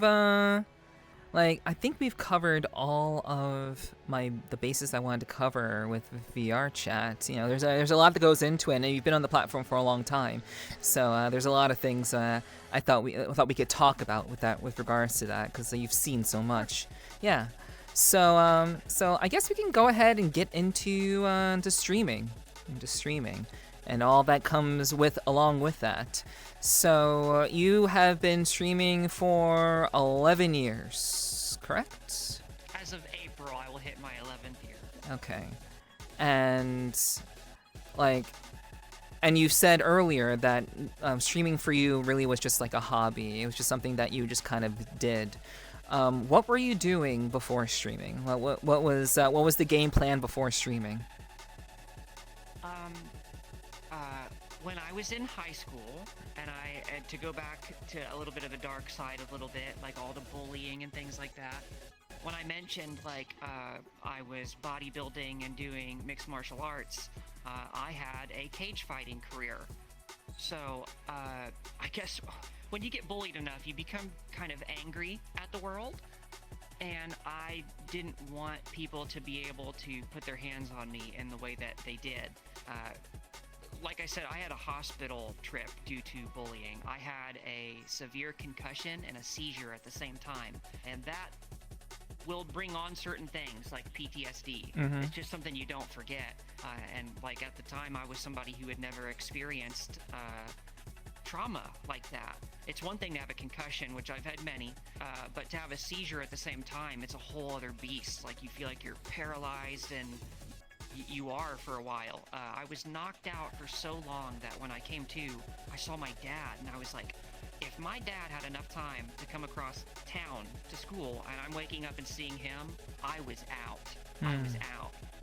And it made me want to change. So I started working out, training mixed martial arts. I am a purple belt in Brazilian Jiu-Jitsu, which I received my last belt in 2015. So I no longer practice in anything, I no longer train or anything like that. It's kind of a life that is definitely far behind me. As a trans woman, you try not to look at yourself in the past too much, unless it's to like be happy for where you're at now. And I do use some of those photos to motivate people that it's never too late. Like if I can look like what I used to what I am now, like anything is possible. And I had a cage fighting career. I was 7-5. My last 4 fights were all concussions, and they were losses. And my family like had to sit down with me, and even my coaches, and they were like, "Hey, you went into this sport already with a massive concussion," which happened in school. So I never realized I was on borrowed time. So my existence within cage fighting was not that long, but it was long enough that I gained discipline, self-love, and I became a better person for sure. I was definitely abusing substances and things in high school. I was definitely like not all an angel. I definitely didn't deserve to be picked on the way that I was, but it gave me discipline, and in a sense I feel like it saved my life. But at the same time, as I was saying earlier, it definitely took away my body. It took away what I wanted to look like. Well, after I had retired from cage fighting, when you are in combat sports, and when you experience what it's like to have another person across from you that wants to quite literally take your head off, it does things to you. And when you quit, it's like a soldier home from war. Yeah, you don't know what to do with yourself. And that was all I knew. You know, I dropped out of high school to pursue that career, and it was all I knew was to just wake up and work hard for something athletically. Like I had missed out on a lot too. From games to movies, like we didn't focus on those kinds of things. I was almost like a machine. So I even had like emotional problems. Like I was very dull and very numb to things. Like I couldn't really cry or feel sad towards stuff. And I realized I didn't have any friends. Like I'd kind of focused so hard on it, like pure tunnel vision. I missed a lot of time with friends and stuff like that. And I was like, I'm alone. And I was really depressed because I just stopped being able to do what I wanted to do. I wanted to fight really bad. Like I did not want to stop, but when people, you know, were putting these examples in front of me on why I should, I had to agree, because I used to stutter in between conversations, and those are small signs of CTE and, you know, head trauma, and I certainly had it and have it. And I didn't have anything to do, didn't have any friends, and I needed to learn how to talk again because it was something I didn't do a lot of. And I saw Twitch on my Xbox. I had an Xbox 360 and the Twitch app popped up, and I was like, what is this? And I clicked on it, and I saw all these people playing games. I saw someone playing like Call of Duty Zombies with an audience. I was like, what in the world? That is so cool. And I was like, I would love to do that, because I was getting back into gaming, but I was lonely. It was a lonely time for me, and I just was like, I have to invest in this. And sadly, the era that I was a cage fighter is a very unsanctioned era before it was really popular and brought into light, where you could make money from it. So I was essentially paying more money to be a cage fighter than I ever made from it. And I had some things sitting to the side, and I bought 2 laptops and a capture card. So one laptop would be for what I was playing, and the capture card with the other laptop would be to upload the live stream, because they were 2 potatoes. I like to tell people I built an empire from a potato, and that's the joke. It's those 2 laptops. So, but I had the capture card, and I already had a console, so I could play games to the laptop or just play something else on that. And I think for my first 2 to 3 years of streaming, I probably maybe was lucky to have 5 to 10 viewers, which is a very common thing still. Like, it's a very common thing. And Twitch was a very different place at the time. A very different place. Like, at the time, DayZ was like the most popular streamed game, and World of Warcraft and stuff like that. And I never stopped stopped streaming, I would do like 15-hour streams a night because I was having that much fun. Because I wanted to do it so bad. After seeing all those people do it, I was so excited to try it. So I've always went into streaming with passion first. It was never about the money. It was about a way for me to re-exist. It was a way for me to learn how to talk to people again and have conversations, because I was just this robotic person before. And I still had a problem with that over the years, like just being very numb and like not being able to feel emotions and things like that. And I didn't really get a set of exposure until streaming VRChat in 2018, when I had experienced like I was telling you the VR. I got my first Rift and all that. Being able to implement that into my streams, it changed everything. Like, it changed everything for me. Being able to socialize more. So like in a way, I'm working on my social skills even more now, and I'm starting to find out more about myself, and it changed my stream forever. And I actually started VTubing in 2018 as well. So when VTubing started to pick up, like Project Melody and those kinds of things, I was actually sitting on the pioneer phase of that, and I blew up for a little bit. Like, I genuinely, for the first time ever, so I want you to imagine that, starting in 2014 and then out of nowhere in 2018, you're starting to experience like an uprise in viewership and support. And it was a crazy thing, because I was used to being very broke. And if I ever have good advice for those of you who want to start streaming, have a backup plan and make sure that you're working a job first. Make sure that you're secure. Don't jump into it thinking that your hopes and dreams are going to come true and you're going to be able to make a living from it, because I'm at fault for doing that. I did that, and I struggled heavily. I got kicked out of my house several times. I would bounce from friend's house to friend's house, and then finally my dad took me in because my mother actually had a drug problem out of nowhere that came about, and we couldn't stay with her because like she was seeing things to a point where she would have conversations with figments who weren't there, which created arguments. Like, she would freak out on you for something that you'd never even heard of. It was just dangerous for me to be there. So I lived with my dad, and I streamed in a room that was like quite literally the size of a closet. But you take those. When those opportunities are put in front of you, you gotta be grateful for it. And I was grateful that I was able to have internet there and have some food and be able to stream. And I was a face cam streamer at the time. Like, I always used a face cam stream for probably the first half of my streaming career. So, people would see me do funny little skits and stuff like that. I come from the time when they're telling you to sell your door and put a shoe on your head.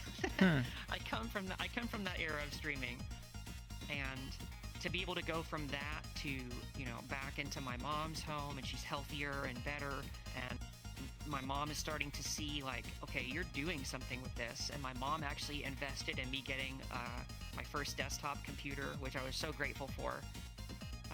Because she saw like things were happening, and like I would show her like payouts I was getting and stuff, and she invested in me, which I'm so grateful for. Because oh god, if you are a part of VR, you have to have a desktop computer. Yeah. You have to. You need it. I know some of you have laptops that do it, but you have no idea. That thing is probably ready. It's crying. When I experienced like an uproar, and I was like, oh, this is so crazy. Like, I have a community that I'm starting to build. It got gnarly. Like, things really picked up, and I was spending 15 hours a day again streaming VRChat. And when you use the Rift, there's no charging that has to be done. It's just batteries in the controller, so you can just hot swap them and keep going. And I took advantage of that for sure. And I didn't actually financially become stable with streaming until 2020, which is COVID.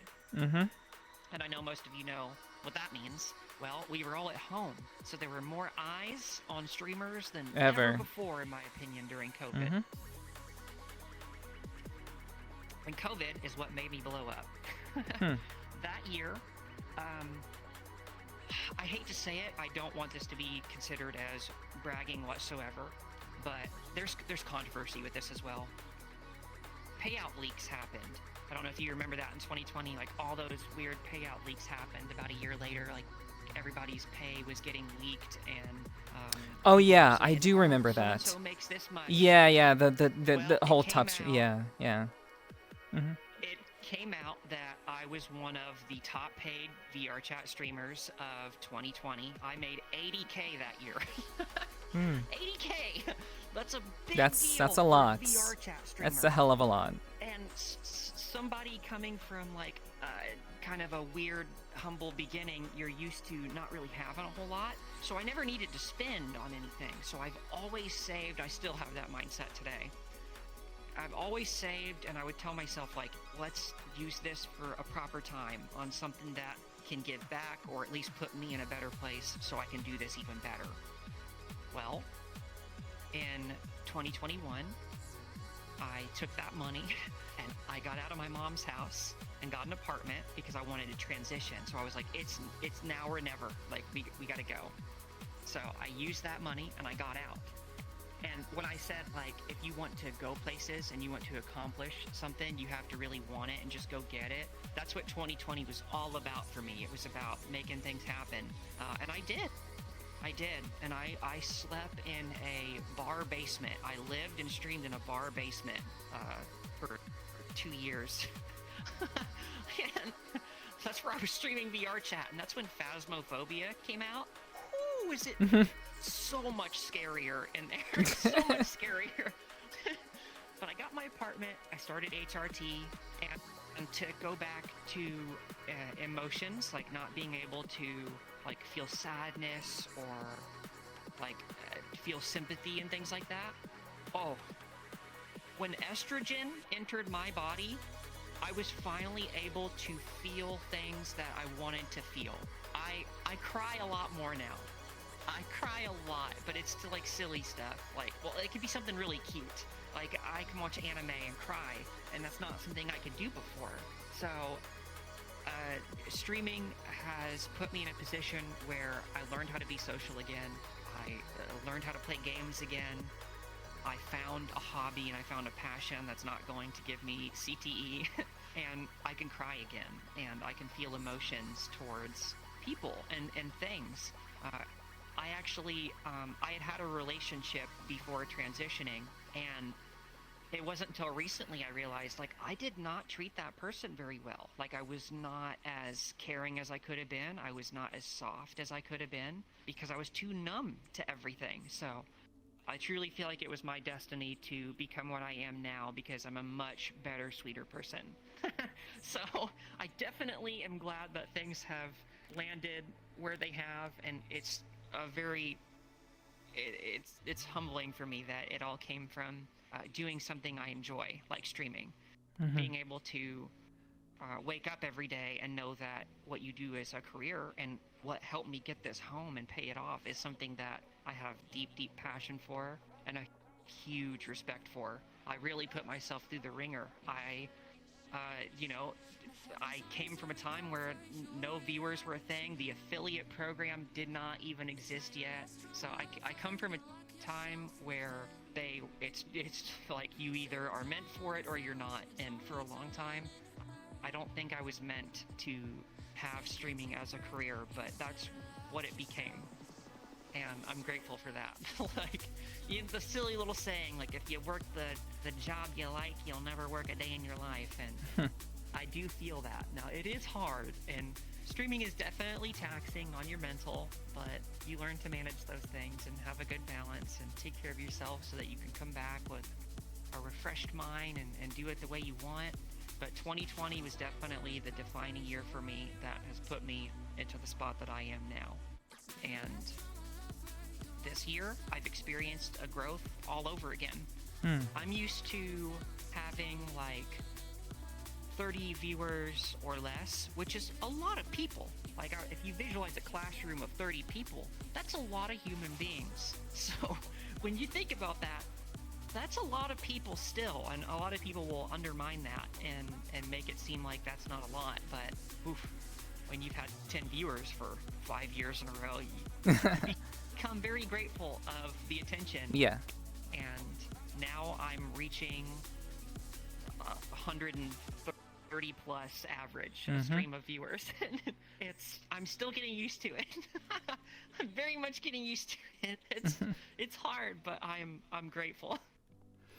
Yeah, and I haven't known you for very long, but I've definitely seen just in the short time, I've seen big changes.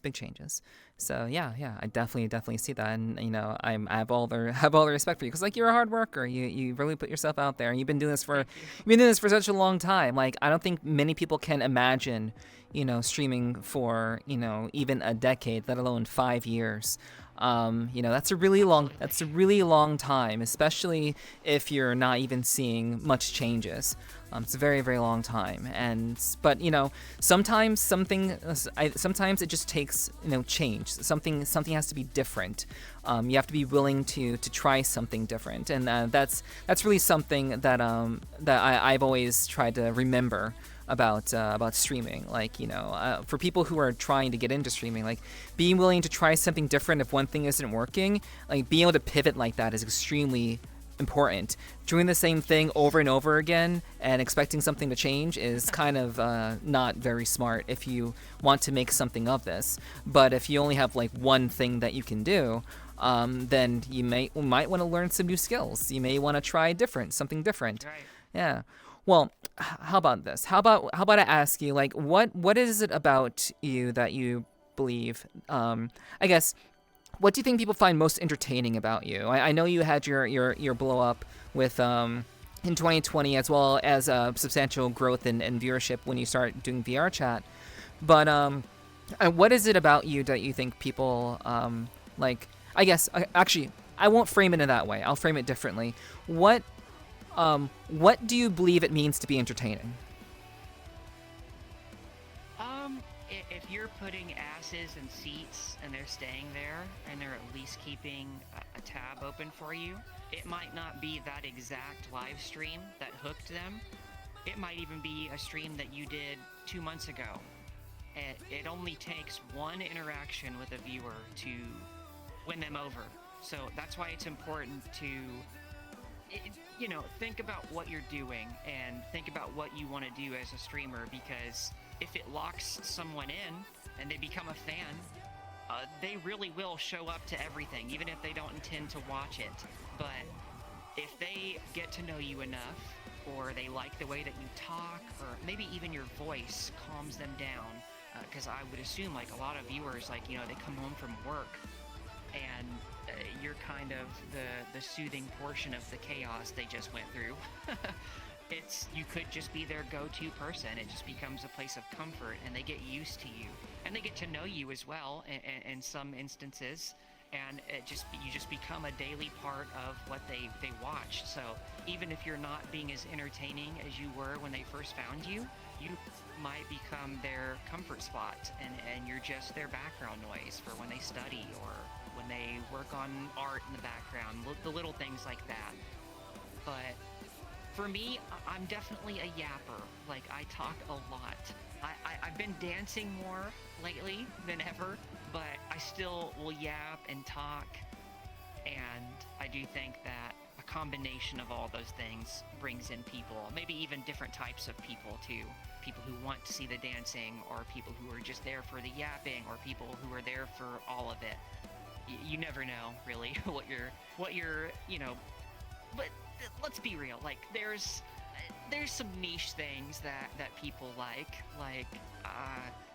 maybe some people only watch me when I'm a furry. Maybe some people only tune in when I'm a human. And because I've started to revert to human again and furry at the same time, there is a redemption in my stream where you can change me to either or. Yeah. Which does cause some fighting sometimes, but it allows me to become something of both varieties. So if people only like humans, well, I'm a human sometime. So it makes me open to their market. If people only like furries, well, I'm a furry sometimes. So it keeps me... I guess it makes my flavor on the palate of both sides. So I'm not just being marketed to one portion of viewers, in a sense. So you feel that your ability to be entertaining lies in your presentation of, like how you swap between human and furry, as well as, doing more dancing lately and being a yapper. So would you say it's mainly kind of grounded in your ability to talk and to communicate, what you say as entertaining? There's a variety of what goes on that I can see would be that way. I mean, like I said, I'm very puppy pilled as well. So some people probably feel like they're literally babysitting a dog for 3 hours as well. So there is an act as well going on that I put on as well. And, they can throw treats at me that make me bark and whimper and blah blah blah. It's those little things as well. So there are interactions that people get. It's like they're interacting with a little Nintendo dog. I guess there's a variety of things that happen. Like I don't think there's one focus in particular, because it just depends on how I'm feeling. Like some days I won't dance at all. Like I'll just kind of world hop around and we'll sit and have discussions. We'll talk about technology like you and I have. We'll get into it. So there's debates. There's definitely debates and discussions that happen as well. So, yeah, there's a few things. Mm-hmm. If I had to say right now the core thing, it's the dancing. Like, it is definitely the dancing right now that people are locking into. Yeah. I, as one who does the dancing as well, I can relate to some degree. I'm hoping to have my big break sometime soon, but for the most part, I think I do pretty okay. Do you think that that there has anything to do with like how your avatar is designed? Like a certain kind of vibe, like maybe kind of I don't know, I've noticed lately that there's something of like a trend of like goth oriented or like very kind of like grungy designed avatars as of late. Do you think that there's like a trend for that, or that there are various trends that people lock into more over the years, or have locked into more over the years? I definitely think there are style trends that happen in VRChat and for VRChat streamers. I guess you could say like there's some like grungy stuff going around, like goth mommies, It's definitely a thing. I guess it doesn't apply to me too much. Like I've always kind of had a bit of an edgy personality, and I've always kind of I've dressed the same for like all my Abbies kind of have like the same style essentially. But there's definitely trends and things that you see in VRChat with styles and stuff. And I think if I had to pick out the most popular one, it's like, I mean, every other person is a succubus. like every other person to me is kind of that. Which gets a little stale sometimes, but I'm not judging. If they're having fun and that's what they want to be, then do your thing. Yeah, for sure. So I'm curious as to how has your way of entertaining people changed from when you first started? Obviously, you're a face cam streamer, so it's a different kind of thing. But how did you kind of learn how to? I guess how did you come to understand your way of being entertaining compared to when you first started, compared to now? How did you kind of like figure that out in your mind and make sense of that? After a while, you just kind of realize what people want. And if you test the waters long enough, I mean, if you have 10 years to figure some of that out, you'll start to, it'll come together at some point. But when you realize what people like, and if you can like that too, and you can put your passion into it, you can definitely form a craft that is tangible. And you can do it every day, or at least every other day. And for me, that is something I'm very picky about. I won't do something on stream unless I'm having fun too, because I want it to be an authentic experience for me and the viewers. So it's hard to find that balance sometimes, because there are going to be things that you like to do more than your viewers like to watch. Fortnite,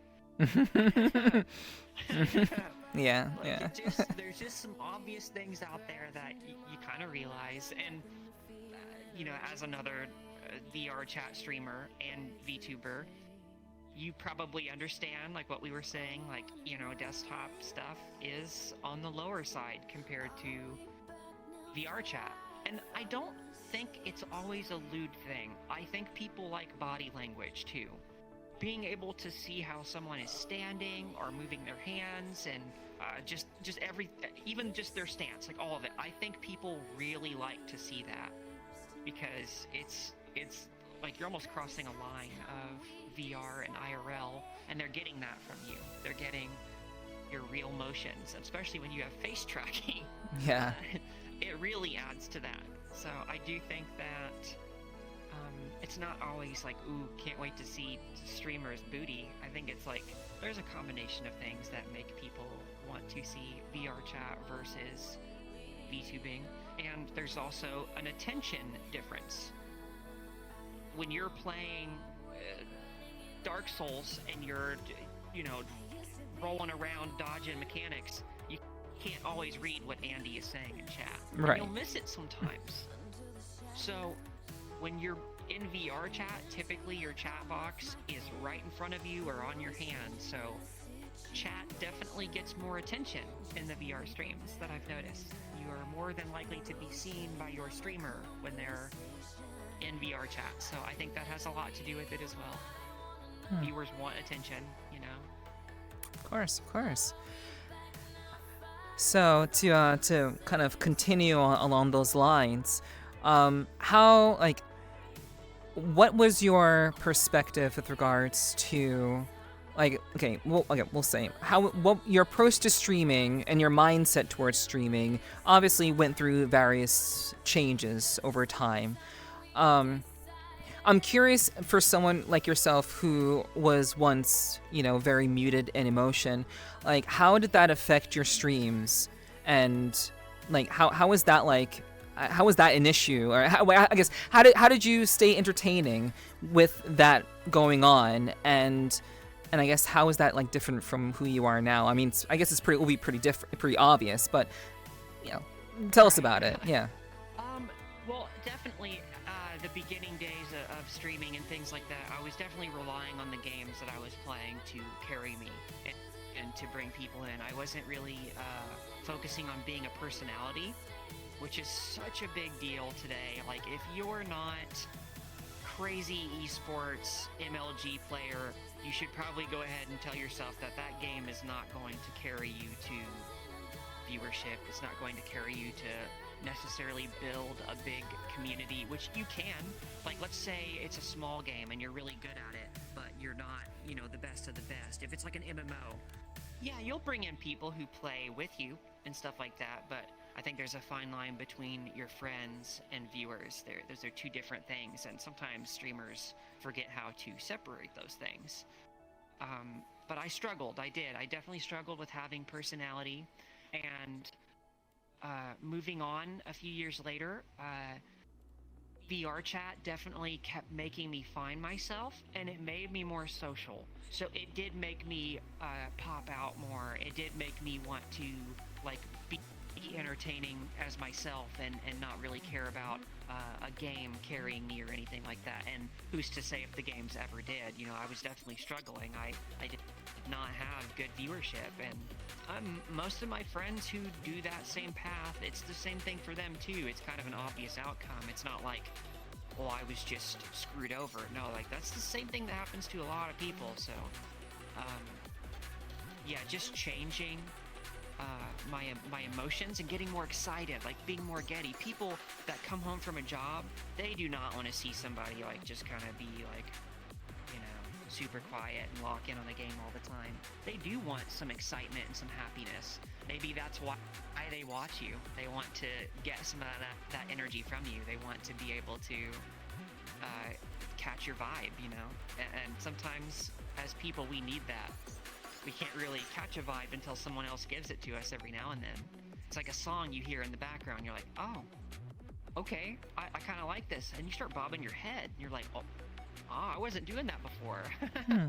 So yeah, I definitely think having energy and being exciting is good for people, but some people also seek calmness, and they want to be comfy. Not everybody wants to watch somebody hop around like a bunny for 3 hours. So it depends. Like, everybody wants to see something different, and I think that me changing from kind of being a statue really helped a lot.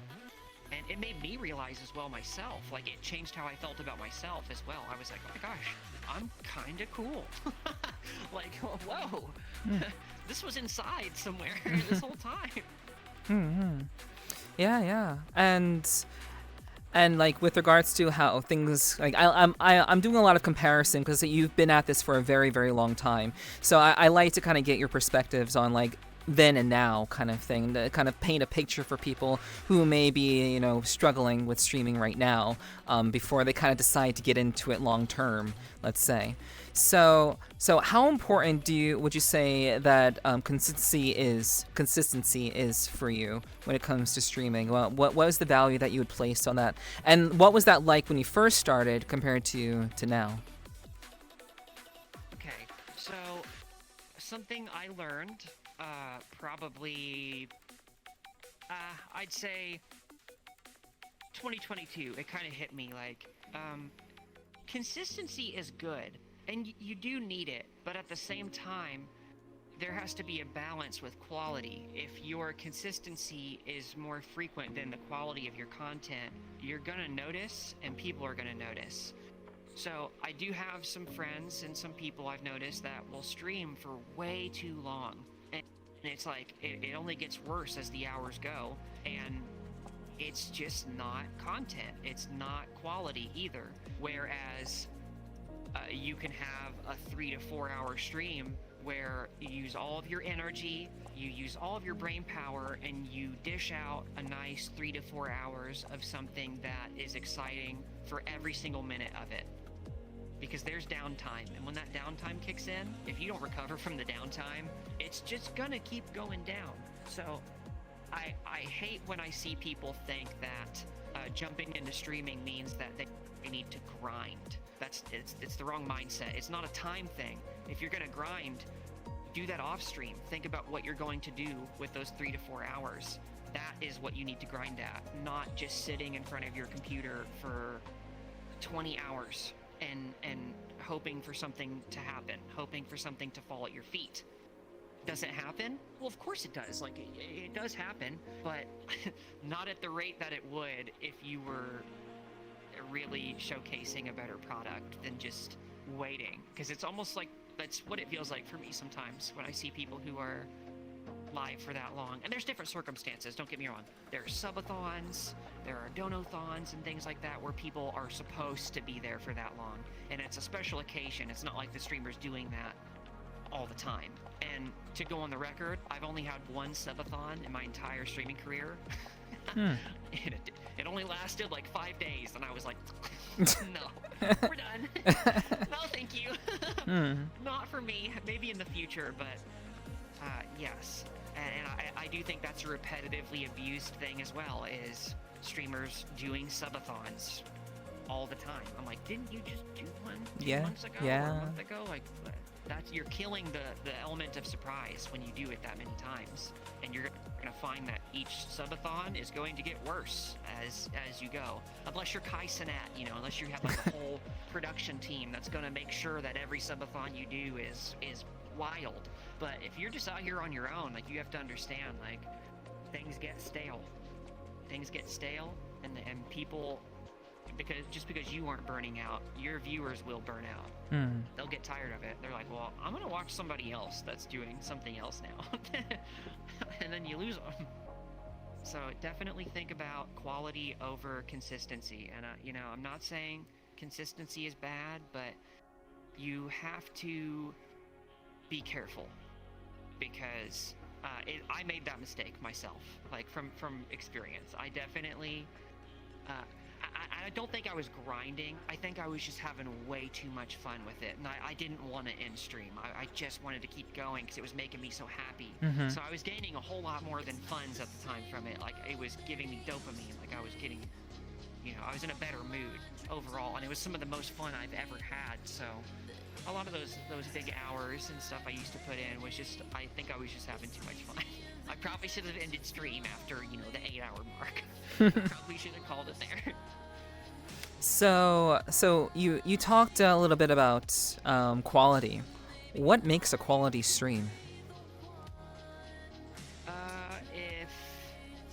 If you're active, if you're doing something that keeps chat moving and it keeps your interactions high with chat. So even let's say I start up a VRChat stream and I'm not even dancing. I'm just kind of like wandering around, reading chat, just like getting into topics and discussions. That is still of quality because there are people engaging with each other, me and the chat. But when that conversation dies down and it's like the 3rd hour, if you don't have anything else that will pick it back up, it's probably time to call it. It's probably time to call it. And just save your energy and your voice for another stream. It's just it. And sometimes that can come with an unaccomplished feeling, but you have to use that as motivation to go into your next day better. Because sometimes you'll end, a 3 to 4 hour stream and be like, damn, I don't really think a whole lot happened there. I don't think I was really as getty as I could be. But we're streamers and we're human, and you're gonna have those streams, and there is no way around that. You're gonna have bad streams. You're gonna have them. Everybody has them. You just have to learn from them, and you have to be able to acknowledge it with yourself that you had one. And just use it as motivation. Don't beat yourself up over it either. Do not do that. There's people that do that like crazy. Just learn to not beat yourself up over it. You'll live to stream another day. It's not going anywhere. Some people think it's the end of the world sometimes. So, when you're saying for people to like learn from their streams, what would you suggest for people? Obviously, these are questions that I've already answered for myself. These are largely for viewers to learn more about you and your mindset about things. So, what are some things that a streamer or a person who wants to start streaming or is already starting to stream? What are some things that they should be paying attention to when they're trying to learn and improve on their stream? And you can use whatever examples from like your past, current, either or.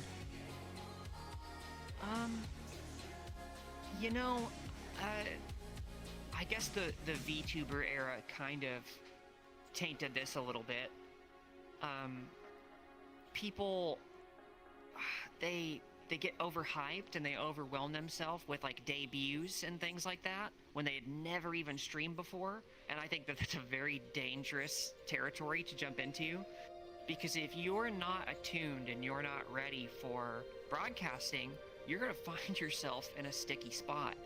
Like, you're going to be awkwarded out and it's not going to be what you thought it was. So sometimes just jumping into it and just doing the act of streaming and clocking in some hours and getting used to, reading chat.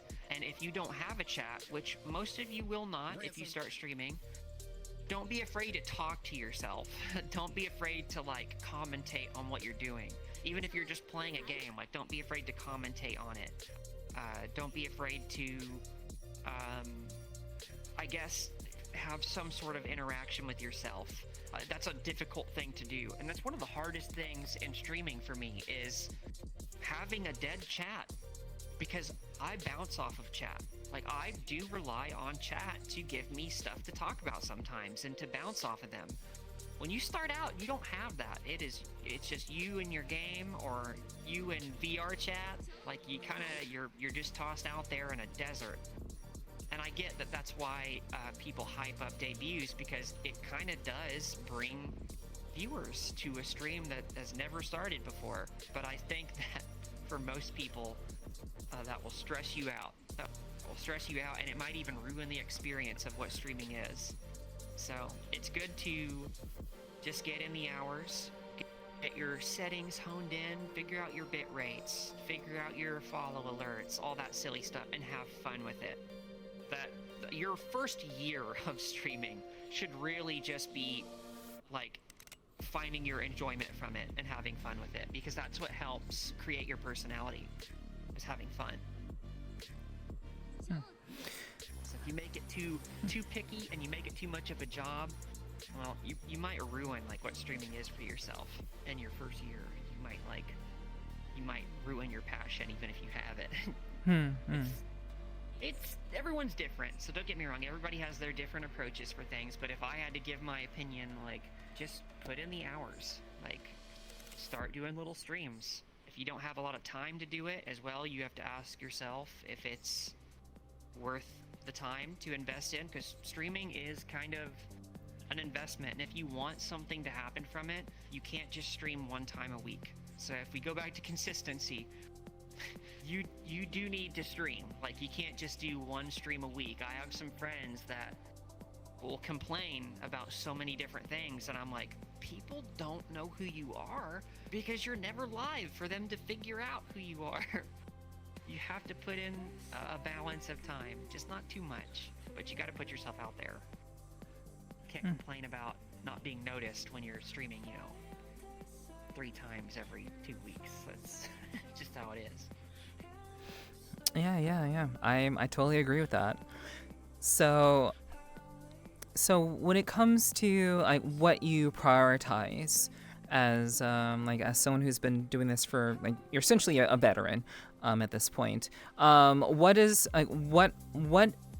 what things should a streamer be looking at when it comes to like their improving their streams?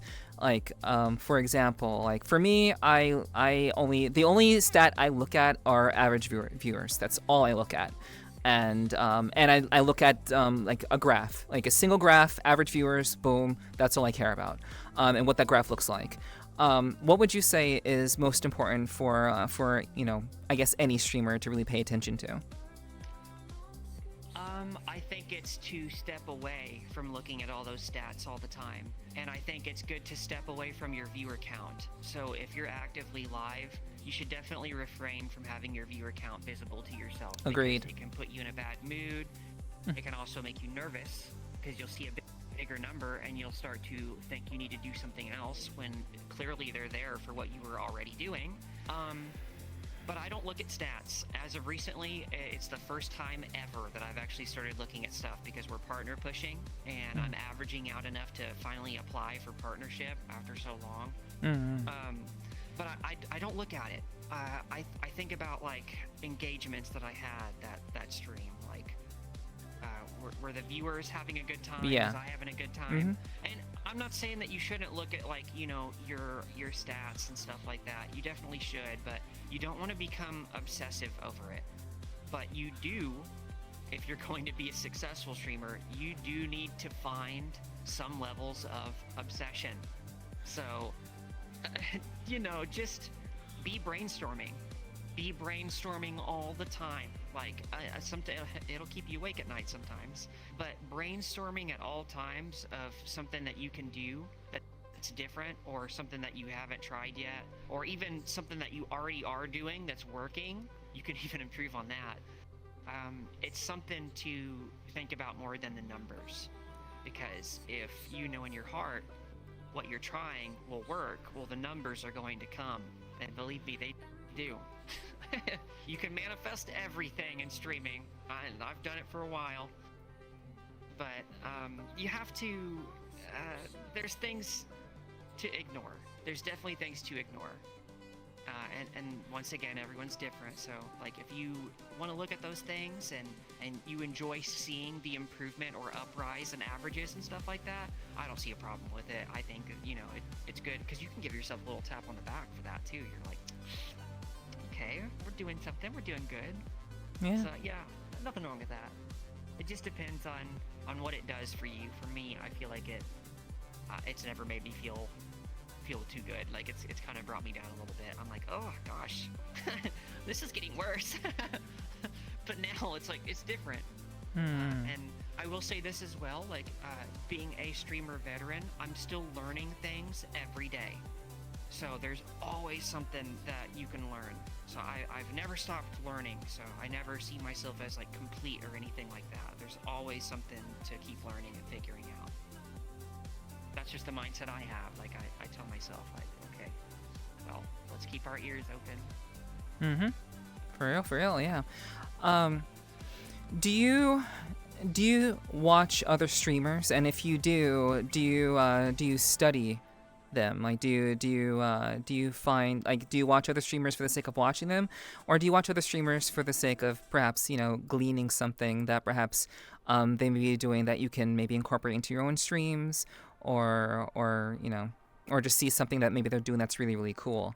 Like, is it like, obviously you support your friends. I know you watch, like, you watch me, you watch many others as well. So, like, but I guess in general, we'll say, do you watch people to like enjoy them, or do you watch them to maybe learn something from them, or maybe get some insight to kind of incorporate into what you do?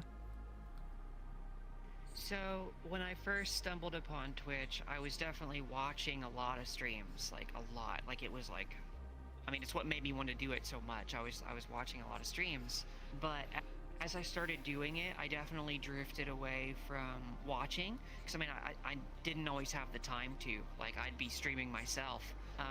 As of recently, I started picking back up on watching streams. So I like most streamers, if you asked them last year if they'd ever seen me in chat, they'd probably say no. I very rarely would watch streams, and as of this year, like, I really picked up and started watching a lot of people, like Shocks, obviously yourself, Alexa.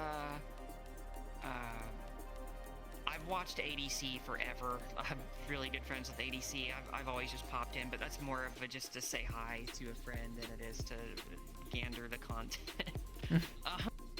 But yeah, my viewing has definitely picked up, and I won't say that I've seen something that a streamer does and like implement it into what I do, but I've definitely seen some things where I'm like, oh, I see how that's working, and I see where, if I tried to do that, it could probably work for me too.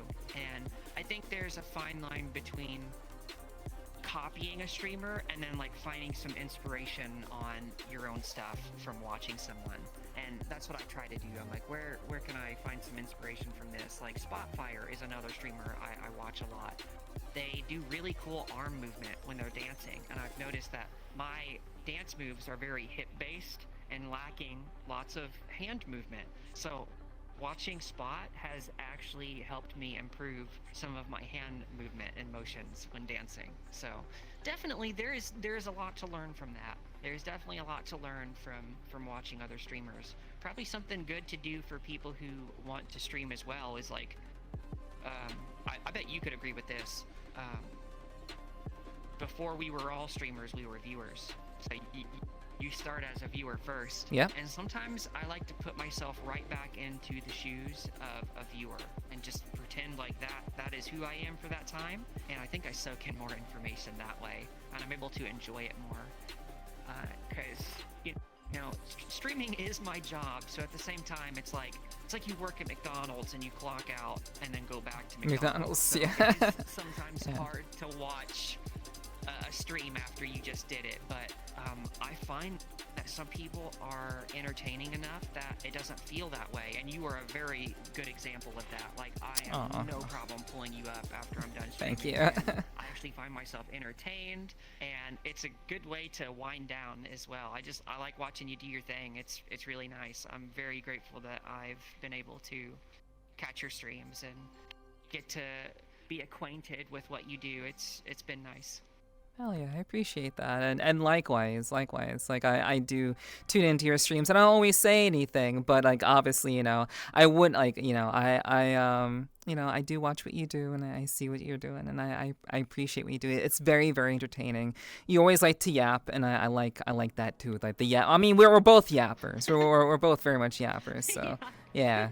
Yeah, for sure, for sure. We definitely do share that, which is good. So it's great. I like it. I like it.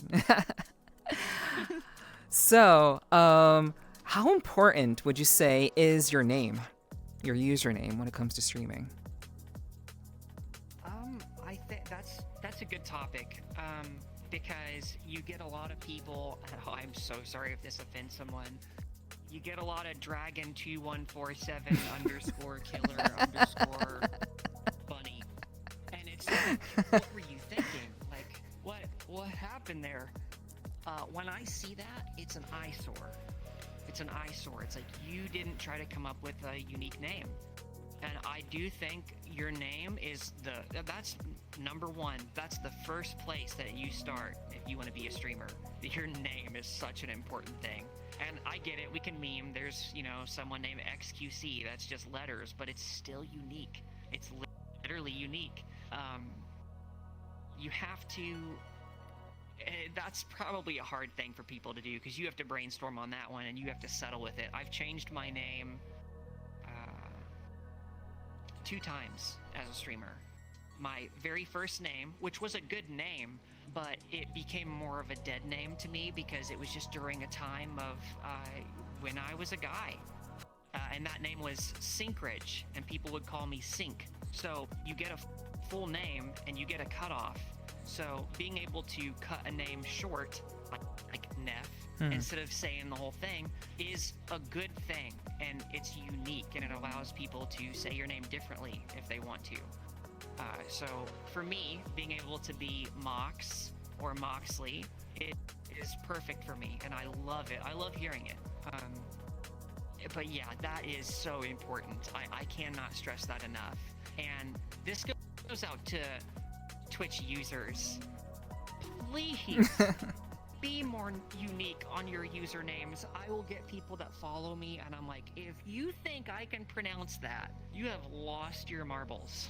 Like you should probably, make that a little different. Like, I get it's probably unique to them, but at the same time, I'm like, that might not even be English. Like, I don't know how to say that. I really don't. I am a little dyslexic too, so there's some of myself at fault there. I can be pretty dyslexic, but it's gotten better over time, and I am able to say most, if not all, the names that come into my chat. Yeah. So, I suppose we can. I think I'm gonna bring this up. This is kind of a hot topic recently. I think. So no doubt, I'm sure, as a fellow VRChat streamer, I'm sure you've heard about what happened with Socks recently. Yes. Yeah. So I have my own thoughts about that. I've been very, very critical of Twitch's moderation team for a while now, for a long time. So I just kind of want to get your thoughts on all that. Okay, well, I will start with this. Socks is for sure a pioneer VRChat streamer. 100%. That has influenced so many VR streamers. She's the OG. Like, hundreds. One of the OGs. The OG when it comes to camera dancing, when it comes to the visual effects, and just, you get it. But I'll say this as well. They have been banned so many times, and I gotta say, I think a majority of it isn't fair. I think a majority of it is definitely bot reports. I myself have been banned twice from bot reporting. Twice. From just absolutely nothing. It wasn't even an attire problem. Like, it was in a time I was in a booth model with a winter coat on. And it was an attire ban. So I tried to appeal it a million times. Every response I ever get is robotic, clearly not a human, and they don't ever do anything about it. So here I am, about to apply for partnership, and something to take into consideration is that they look at past suspensions. and I have 2 false ones, and they're gonna look at that. And spoiler alert, I will probably be denied my application a million times before it ever gets accepted. And that will probably play a big part in it. And I think that it's a pretty nasty thing that we got going on right now in the VRChat category. It's a bad thing, and there definitely needs to be something done about it. Trans people, like, we get targeted a lot when it comes to the follow bots and the hate rates, and that's it sucks. Like, look, if I was banned for something that I did, I wouldn't even bat an eye about it. I'd be like, yeah, I fucked up. But when it has to do with how I identify myself, it stings. It stings a lot more. And the fact that a platform that I've essentially worked for over 10 years won't give me a response and won't have an understanding or look into it is very eye-opening, and is kind of disgusting. Like, it's disgusting. But I will say this as well, for socks. You have to tell yourself, like, they're coming after you. They're literally they're coming after you, and you can't give them the ammunition to pull that trigger on you. So I do think that she probably should have started putting on more clothing, and probably, like, just switched up, you know, some angles and things like that.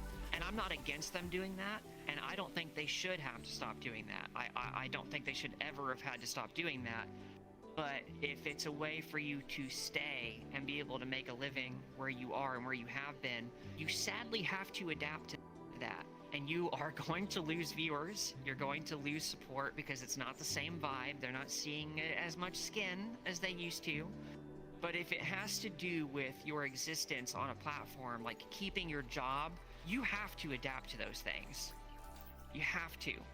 So I do think that she could have done a better job at adapting to avoid those suspensions. But the fact that they come from, like, bot reports itself is so sad, because it's not even being acknowledged until she's being spam reported by a bunch of fake accounts. And we're in 2025, and this platform can't even disregard a report done by inactive accounts. Like, that is, I don't care what the report is. They should never go by that. They should always ignore it. They should definitely step away from allowing that to just work. I don't even think they should look at the streamer. Like, I think they should let the streamer do their thing and not even look at it when they get a report from literal bots. I think that is a big problem, and us as VR chatters are definitely, like, we're at the highest risk for it, because our attire is, we're sexy. Like, it's a part of it. Like, some of us want to wear outfits that are more skimpy because we don't typically do it IRL in public. I can't say the same. But, it's something that we do. We like to dance and we like to be hot, and I don't think that should be against TOS. I don't think that they should be policing the category as much as they do. I just don't think that it's fair. And for people like Socks, like, for them to not see that circumstance and to exempt it is really strange. True. And, like, it's not even that Twitch is policing it. They're not they're doing nothing, actually. They're just accepting what is being automated as truth, and they're, what is being reported. Yeah, there's no analysis, there's no past proof, there's no looking at like the cause of like who initiated the ban. Every ban, Right. Every ban report should be analyzed by a human. Absolutely. Deeply. Yeah. Deeply. I think it should be investigated. I think they Yeah. should be able to go through your VOD and everything. Yeah. And they didn't do that for me. Sorry, I'm changing out my battery so I don't die. No worries. I'm wireless. Yeah. So. But yeah, like, essentially, like, can you still hear me? Yes. Okay.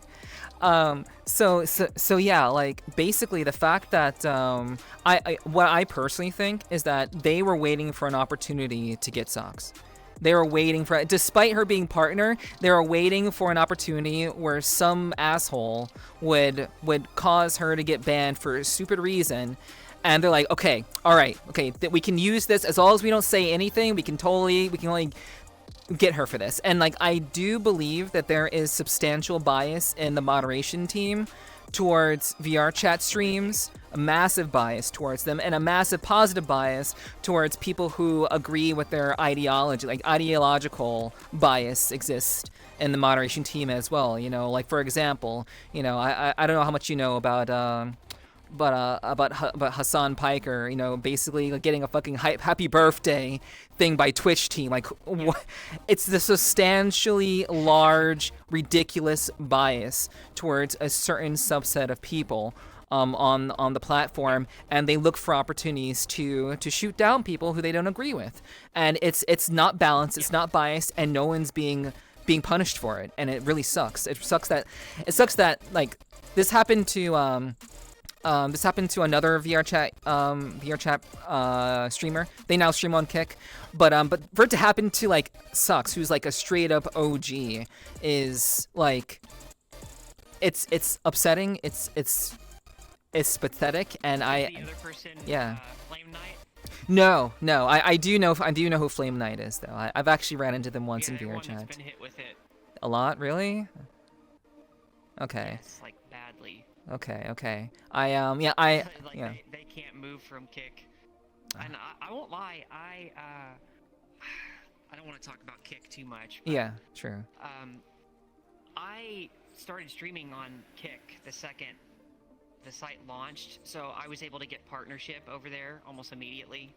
And I will say this, while there's a massive dark side to that platform that I think we all can agree and are very aware of, it was amazing having competition for Twitch and making more money. Like, none of us can front that we would like to make more money. Like, of course we want that. I was making so much more, and I was not used to that sub split, and it made me realize just how bad it is on Twitch over here. Like, they are not for streamers. They are not for us. It's obvious on that part. On Kick, when I got too spicy, instead of my stream being rapidly cut off, a staff member came in chat and asked me to tone it down. So I was already getting more transparency with staff about what they wanted versus a robot chopping me apart. Yeah. And I hope we see something like that again, like Kick, like another platform that can pop off that's not about gambling and things like that. I'm definitely, when I first started over there, before the other VRChat people came, so many people were giving me hate. Like, a lot of people were upset with me. Moxley's promoting gambling. I'm like, I have not played a single game of slots, and I'm just streaming over there, you know? Like, I'm just reaping the benefits of the platform.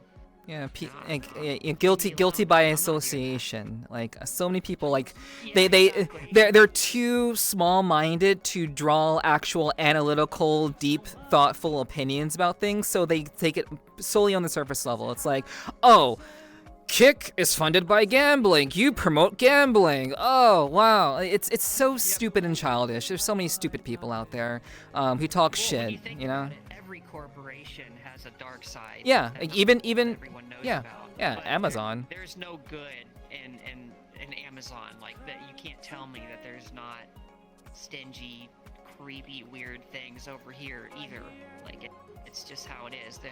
I guess it's more about picking one of the better of evils. Yeah, it is. Like, it's like, people can, you know, have value standards for like, oh, gambling is bad, but as someone who worked in an Amazon fulfillment center, I would say that Amazon is pretty fucking bad.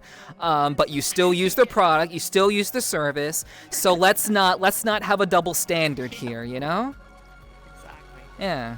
And like, if you're for streamers, like, you probably would have seen that in a better light. Like, why would you not want your favorite streamers to make more money? Why would you not want that for someone? You know, we're not rich. We're not out here making bank. Like, we're getting by. Most of us are. And I know, I bought a house. I paid it off. This and that. The hard part was getting it. Now I have to keep it, right? Like, it's still expensive by no means, and you talk about dry pockets after that, and you gotta take care of this place, you know. A water heater breaks, that's gotta get fixed. I don't have a maintenance team that comes and does stuff. I have to figure it out on my own. So that was also a big responsibility, but that was all funded through the existence of streaming. So why would I not want to make more from something, you know, that's just silly? It's like, who says no to that? Yeah. Who says no to that? True. But yeah. I just you know, this is a fairly recent thing that's happened, and I wanted to get your perspective on it. I already knew that you would mirror my perspective on it. It's not great, and I really do feel for Socks. Like, she's given so much to the platform, but for her to be kicked off essentially, basically to be removed by essentially having like people who dislike her to win. And Twitch was not looking out for her. And like, as a partnered streamer, you should be looking out for your partnered streamers. And it's just like, what the fuck? Yeah. That clarity and that transparency with staff, it's so bizarre. You should be able to jump into a voice call at any given time with a staff if you're partner. I can't even believe that that's not a thing. Yeah.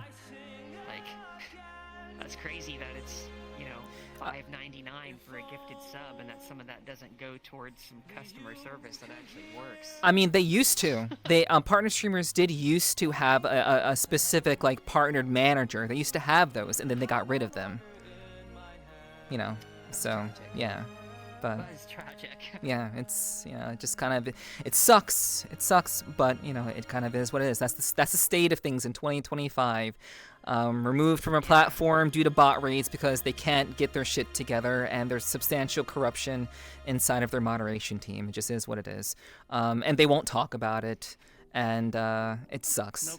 Nope. It's disappointing, but here we are, you know, still utilizing the platform. You know, Socks wishes all well. And I will be on Kick to support her as well. I already have an account there. Absolutely. So Same. yeah. There's a lot of streamers that are over there that have good stuff. I Yeah. like to watch Lichbait over there. That's some really fun dancing. Like, honestly, a lot of dance streamers go to Kick because they're more protected there, because, you know, dancing to Twitch is pornography apparently. Yeah. So Man, it's those just a safer pixels place though. to perform Yeah. that way. Yeah. But you know, it's just it's the price to pay for everyone being hot. But you know, God, goodness forbid, you know, people on the hot tub streams and the just chatting streams, you know, Exactly. do crazy shit, and they're real ass people. You know, oh my gosh, wow, Yep. wow, we're so terrible compared to them. But you know, well, that's just kind of how it goes. But yeah, I just want to get your thoughts on that. Thank you for being transparent about that. So I also like to talk about on the podcast. I like to talk to all of my guests about their love life. You know, I like to discuss those things. I think it creates a little bit of insight into who they are, their values, how they perceive relationships, and just the dynamic of that. I think is really, really interesting to get a little bit of an insight on. So, are you single, Moxley? It's pretty much. It's hard to answer. It's more like, do I mingle is the real question I'd like to hear. Okay. Yeah, like I do. All right. But do I have some people in my life that I definitely favor right now and think pretty deeply about? Oh, definitely. Mm-hmm. That's fair. For sure. Okay. Yeah. So with that in mind, what is it about these people that make them particularly worth your attention? What is it about them that kind of like vibes with you and makes you value them as a person? just like being like easygoing, not being serious all the time, especially if they're also streamers, being able to like turn that off and like just be humans for a while, and because that is hard. Well, as a streamer, it can be hard sometimes to turn that off and like focus on other things like your love life. So it's nice to, you know, be talking to some people who know how to do that and want to have a good time and aren't always so serious. While there's nothing wrong with being serious, of course, sometimes relationships call for that. But I'm just trying to ride the wave right now. Like, I'm not trying to get involved in something that will be so serious that someone gets hurt or it becomes a chore. And sometimes relationships can become a chore, but that's the responsibility that you signed up for and you said yes if they ask you out. So remember that. If you're frustrated with a partner, like, you signed up for that. So for me, I'm just kind of like, I'm interested in easygoing stuff, and you know, if it turns a page to something that can be serious, I'm also open to that. It's not something that I'm hiding away from. It's more of like, I like to just take my time, and if something you know, piques my interest, or someone is you know, someone I'm crushing hard on, I won't mind pursuing them or trying to get to know them more, but I'll do it at a pace that's like not overwhelming. And when I see that that person is kind of feeling that same vibe, oh, it's a blast. It's so fun. Yeah, I agree. I mean, it should be very free flowing. Like, it shouldn't be anything serious or something that you're like systematically, you know, like trying to like move towards. It should be a natural progression from friendship, you know? People go crazy. Like, I've definitely stumbled upon some crazies in my time, you know? Like, some people that are like, they want your attention 24/7. Yeah. They want to know where you are and what you're doing.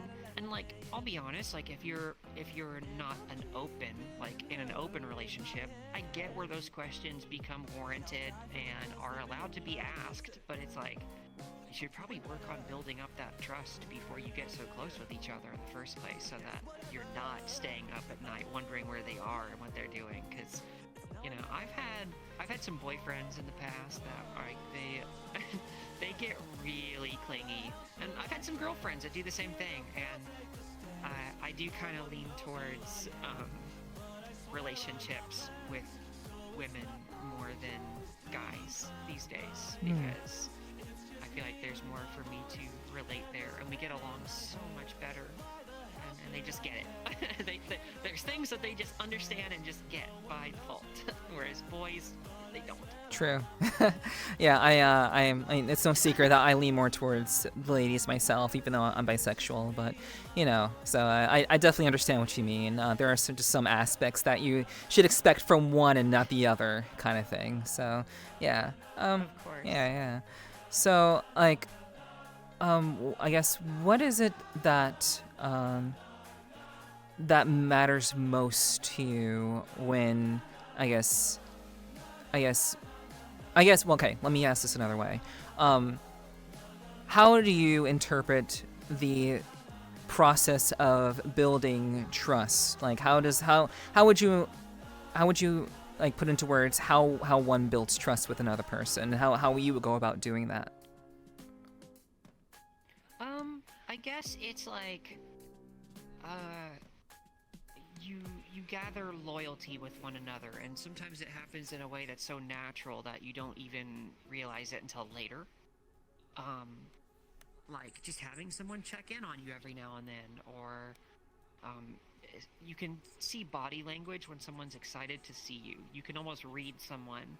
The older I get, the more I start to see these kinds of things, but you can even hear it in the tone of someone's voice when they acknowledge you for the first time that day, seeing you, things like that. It makes you realize, like, this person has a good interest for me. Like, they keep me in a good thought. So it's a slow process. Like, I'm definitely one of those people that's like, you know, it takes time for me to trust someone, but at the same time, there are things that people can do that make it easier, like someone keeping it real with me, like someone opening up to me, like about like maybe their IRL life, especially if you're mingling around and dating in the VRChat scene. It's kind of hard to break that wall because, and I'm not one for that. Like I really don't want to date someone, especially if they're from VRChat, that's not willing to want to take it to IRL. It's like I'm not gonna invest. I'm 31. I'm not gonna settle down inside of VRChat. No, not at all. Fair. I need cuddles. Yeah. So there's things like that. Like if I get that trust and I can like get deeper into their IRL life, and they start to tell me things about themselves that I can tell they wouldn't typically share with everyone else. It's things like that build that kind of relationship and make me realize like I'm trusted, and obviously they're gaining my trust through that as well. And I do the same thing. Like I'll open up to someone about my personal life, and I kind of see how they handle it as well, and how they run off with it. And yeah, everything's kind of a little test these days, even if you don't think it is or realize it is. Like sometimes when you're making a new friend or seeing someone, some of your natural reactions and the words that come out of your mouth are almost giving them a test. Yeah, I mean, I can definitely relate to that. It's I don't mean to do this, but I just kind of subconsciously do. Like I'm whenever I'm meeting someone or talking with someone, there's always some sort of underlying. It's not meant to like, judge them or anything, but it is meant to kind of assess whether they're worth my time or not. It's a time assessment. Sure. Yeah. So I like to like give people the benefit of the doubt, but I also am very protective of my time because again we're this is like for you and for me in this particular case, you and I are full-time streamers. So it is very much kind of a balance of time and effort of where we're willing to put into somebody in general or multiple people. Yeah. So what is your perspective on open relationships? Is that like something that you do, or is that something that you have other thoughts on? So I'm a very open-minded person, and I'm very adaptive. So if I want to be open with someone and they're okay with it, then I'm okay with it. If we're serious enough and they want to close the doors and they want us to be just exclusive for each other, I'm okay with it. So it varies between people I meet. So like for an example, like say you and I are a thing. If you came to me and you were like, I think that maybe I'd like to experiment with polyamory, I would be open to it. I would be like, okay, not a problem, but I would definitely there's guidelines to these things. Of course, which must be established. If I have a partner that wants to be if I have a partner that wants to experience polyamory, there's communication that definitely is very important. And some people forget how important it is to communicate with your partners if you're polyamory. And there are also some people who get a taste of it and they start catching Pokemons. They want to catch everyone, and it's like, you have way too many partners and you're not managing this appropriately. So yeah, like it's one of those things where if done right, I'm very open to polyamory, but if it's not done right, it's like, oh god, it's like the furthest thing from what I want. But equally, I like closed relationships and open relationships. So I'm very rare in that term. I'm very adaptive when it comes to those things. I don't meet a lot of people who have that same mindset. Most people I meet are one way or the other. Okay. Makes sense to me. So, yeah. So, what aspects of yourself do you believe make you a good partner, and what aspects of yourself do you think make you a challenging partner, we'll say? I think what makes me a good partner is I'm easygoing. Like, I'm a very simple girl. I don't make things complicated. As long as I get attention and a compliment every now and then, and some physical attention as well. I'm pretty easy to keep happy. So I do think that people like the simplicity of my needs. Like, I'm not making my goal is to not make my partner's life more difficult than what it was when I entered their life. And what I think that people maybe have a hard time with me in terms of relationships would be that I'm confident enough and attractive enough that it sends a lot of people my way, and I don't ever want to be rude or like have to shoo someone off all the time. So it's very difficult because I have a lot of people approach me that they're shooting their shot essentially, and it could be right in front of someone who is close with me in that way, and they probably get tired of seeing it. But I have to also be polite, and I like that attention too. I like that people find me attractive like that and will try to rizz me up. I think it's hilarious, but I don't let it get too far, and I sometimes have to tell someone like, hey, pipe down, like, okay, scram, get out of here.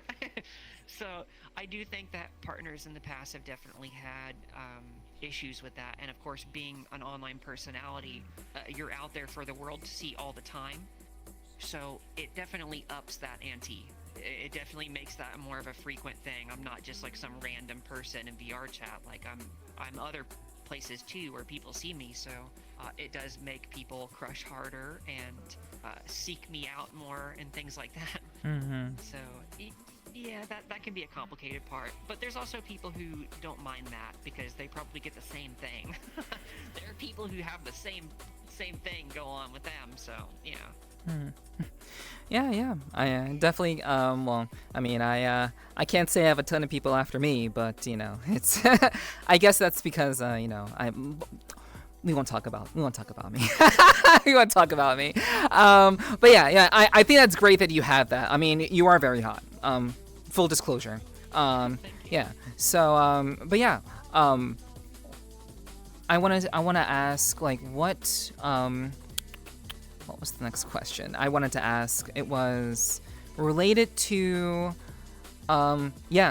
streamer-based relationships. Do you think that's do you think those can work? Do you think they can't work? What's your thoughts about Like that? two streamers Yeah. can date each other? Yeah. Is that- Yeah. I do. I think it can definitely work, and here's why. You're now two people who have an understanding for your career paths, and you just get it. Like, you both by default do the same thing and go through the same stuff, so you know the stress that goes into it, the time needed to be put into it. So right off the bat, that problem is cut away. Because I've dated people in the past that can't understand how important streaming is to me, and it needs to be done. And they'll use it against me. They're like, oh, you just spend too much time streaming. And I'm like, yeah, but I've always done that even before you were in my life. Like, that's just what I do, and that's how I make a living. Mm-hmm. Do you say the same thing to one of your ex-partners who would go to work? Do you feel that they shouldn't go to work? And when you kind of toss that one at them, they don't really know how to respond to it. But it just comes down to it that a lot of people who don't stream don't look at this as a job or career, when it can become that. It really can. And they don't understand it. It's really hard for them to get coming from. They see it as streaming games or still look at live streaming as a job. But yes, I do think that two people can definitely date each other that are streamers. But I do think at the same time, it's probably better for those two people to keep it on wraps, because it can kill your relationship and your sport, especially in the VR realm. It can really put a dent in it.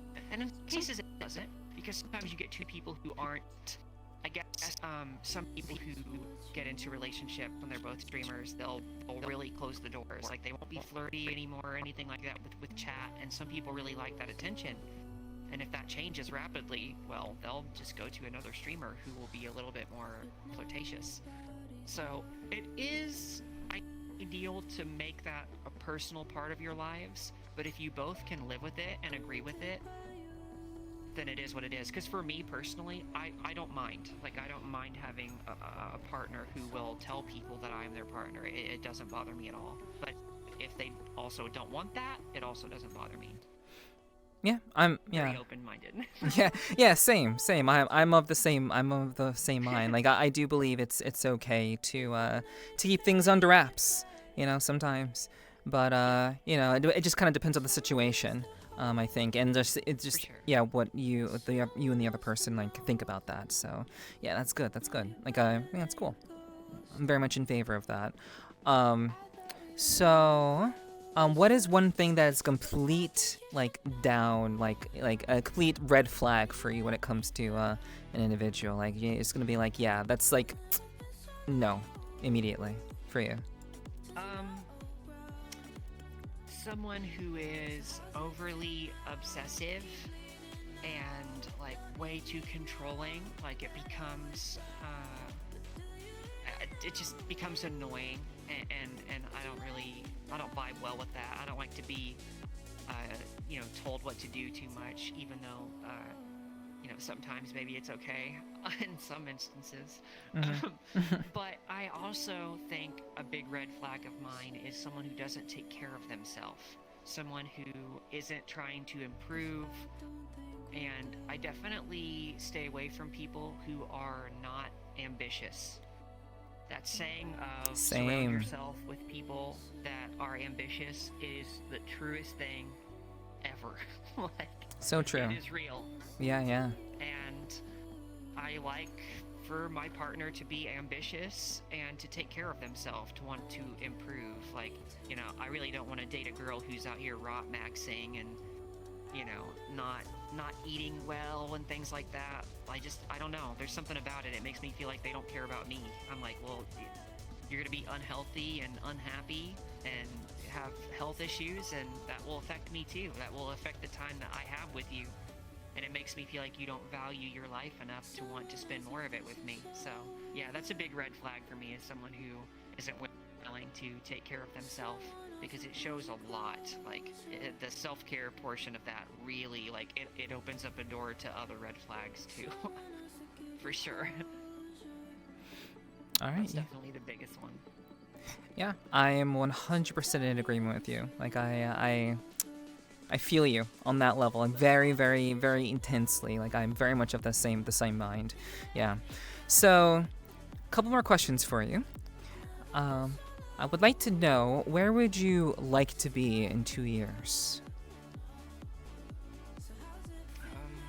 What do you mean by that? Like where I live, or just like my life in life in general? Yeah. I think I would like to be more outside. I think I want to travel a little bit. I want to go to like cons and stuff like that. I've definitely the last 10 years of kind of tunnel visioning streaming has kind of taken away my outside life. So I've not been anywhere. I've been stuck in the same state for a long time. And everyone wants me to go to TwitchCon all the time. I'm a furry now, so there's like fur cons and stuff like that. And I'm not much of a person to get out there and do all that, but I want to. Like I want to. I need to get out there a little bit. I definitely am an indoor person. I definitely stay at home a lot, but I'm not afraid of going outside. Like, I have a massive backyard. I live in a ranch house in the middle of nowhere. So I have a giant backyard, and beyond that is a cut down cornfield, and you can just see all the distance. It's very pretty and peaceful. So I do like to go outside, but I guess I'm more of someone that's I'm closed in. So in the next 2 years, I would like to kind of like travel, go meet people and stuff. I have a lot of friends in VRChat that I need to meet, that I haven't, that I've known for so long. And I'd like to just like meet them in person. I don't know, go grab lunch or something. And I guess that's what I mean, is just to like have more of an outside life from my online life. I'd like to improve that, and hopefully in the next 2 years I will possibly be in a different location. I know I said my house is paid off, but I don't stop. I would like to go somewhere else, and our country is kind of in a spot right now where people like me need to keep our eyes peeled for maybe a safer spot to be. Okay. And yeah. And if you could give one piece of advice about anything, could be related to anything, whether we talked about it or not. If you can give one piece of advice to the people who are tuning in to this podcast, and with regards to like you and what you've lived through and what you've gone through, what's one piece of advice you'd want to leave people with? Always bet on yourself. Like, if you think that there is something you want to do and you tell yourself that you can't, then you can't. But if you want to do something, I promise you that you can do it. It might not be today, it might not be tomorrow, it might be 10 years from now. If you believe in what you want, it will happen. You just have to keep doing it, and you have to keep believing in yourself, and you're gonna have downtime, you're gonna have moments where you want to give up, and you will give up, but then you'll get back up and keep trying. And it's about every time that you get back up that makes it better for you. I've given up so many times and just kind of dusted myself off, and it jumped right back on the horse, and I have no regrets, and I'm so happy that I kept that mindset throughout these years.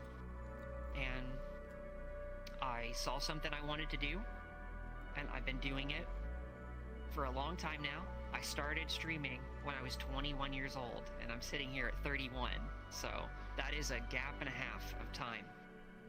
And there's a lot of ups and downs in that, but that's a good balance. Not everything can be up, and not everything will be down. So as long as you focus on the mission and the plan, there is nothing and no one that can stop you. So focus on your dreams. Don't be afraid to be weird. Don't be afraid to not be normal. Normal is boring. Normal is so boring. Be weird. Be crazy. You only live once. Time goes by faster every year.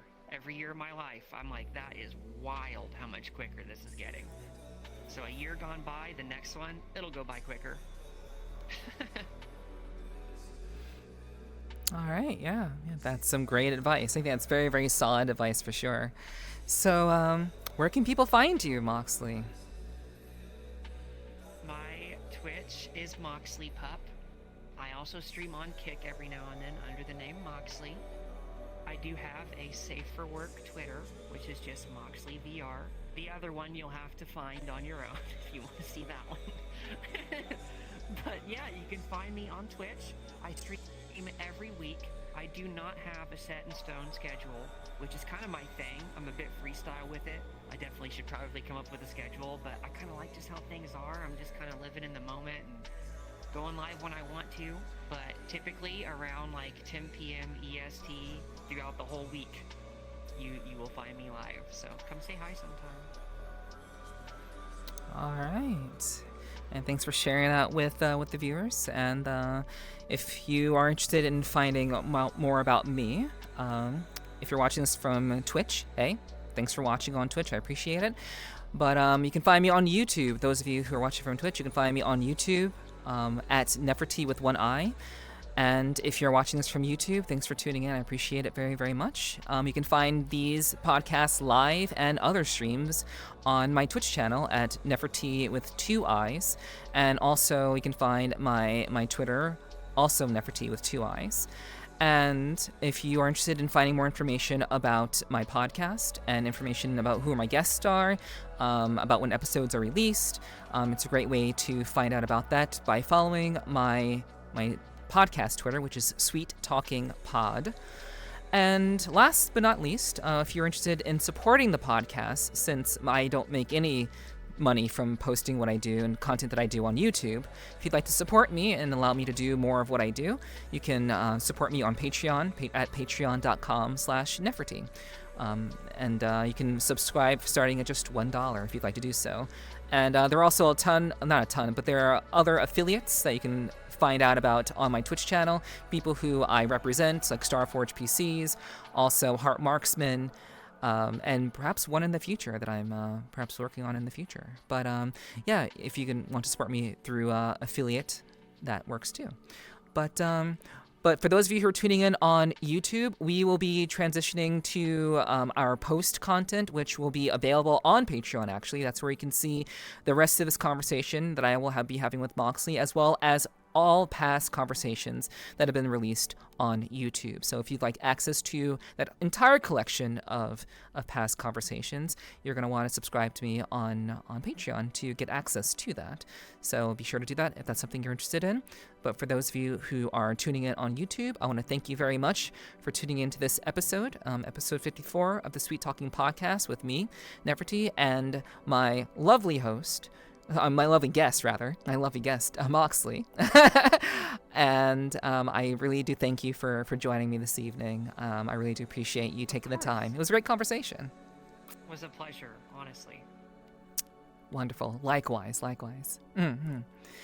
So if you all are interested in seeing the rest of that conversation, like I said, you can subscribe on Patreon for that. But for now, thank you so much for tuning into this episode. If something resonated with you on this episode, please hit the like button. Please leave a comment. I always appreciate comments. And if you'd like to share with other people, I really would appreciate that. But be sure to just gotta like and subscribe. That'd be really awesome if you could do that. But we're gonna go ahead and move on to our conversation. So for those of you on YouTube, thank you so much for tuning in. And I will see you in the next episode. Thank you so much for tuning into episode 54, and we'll see you next time. Thank you. Bye-bye.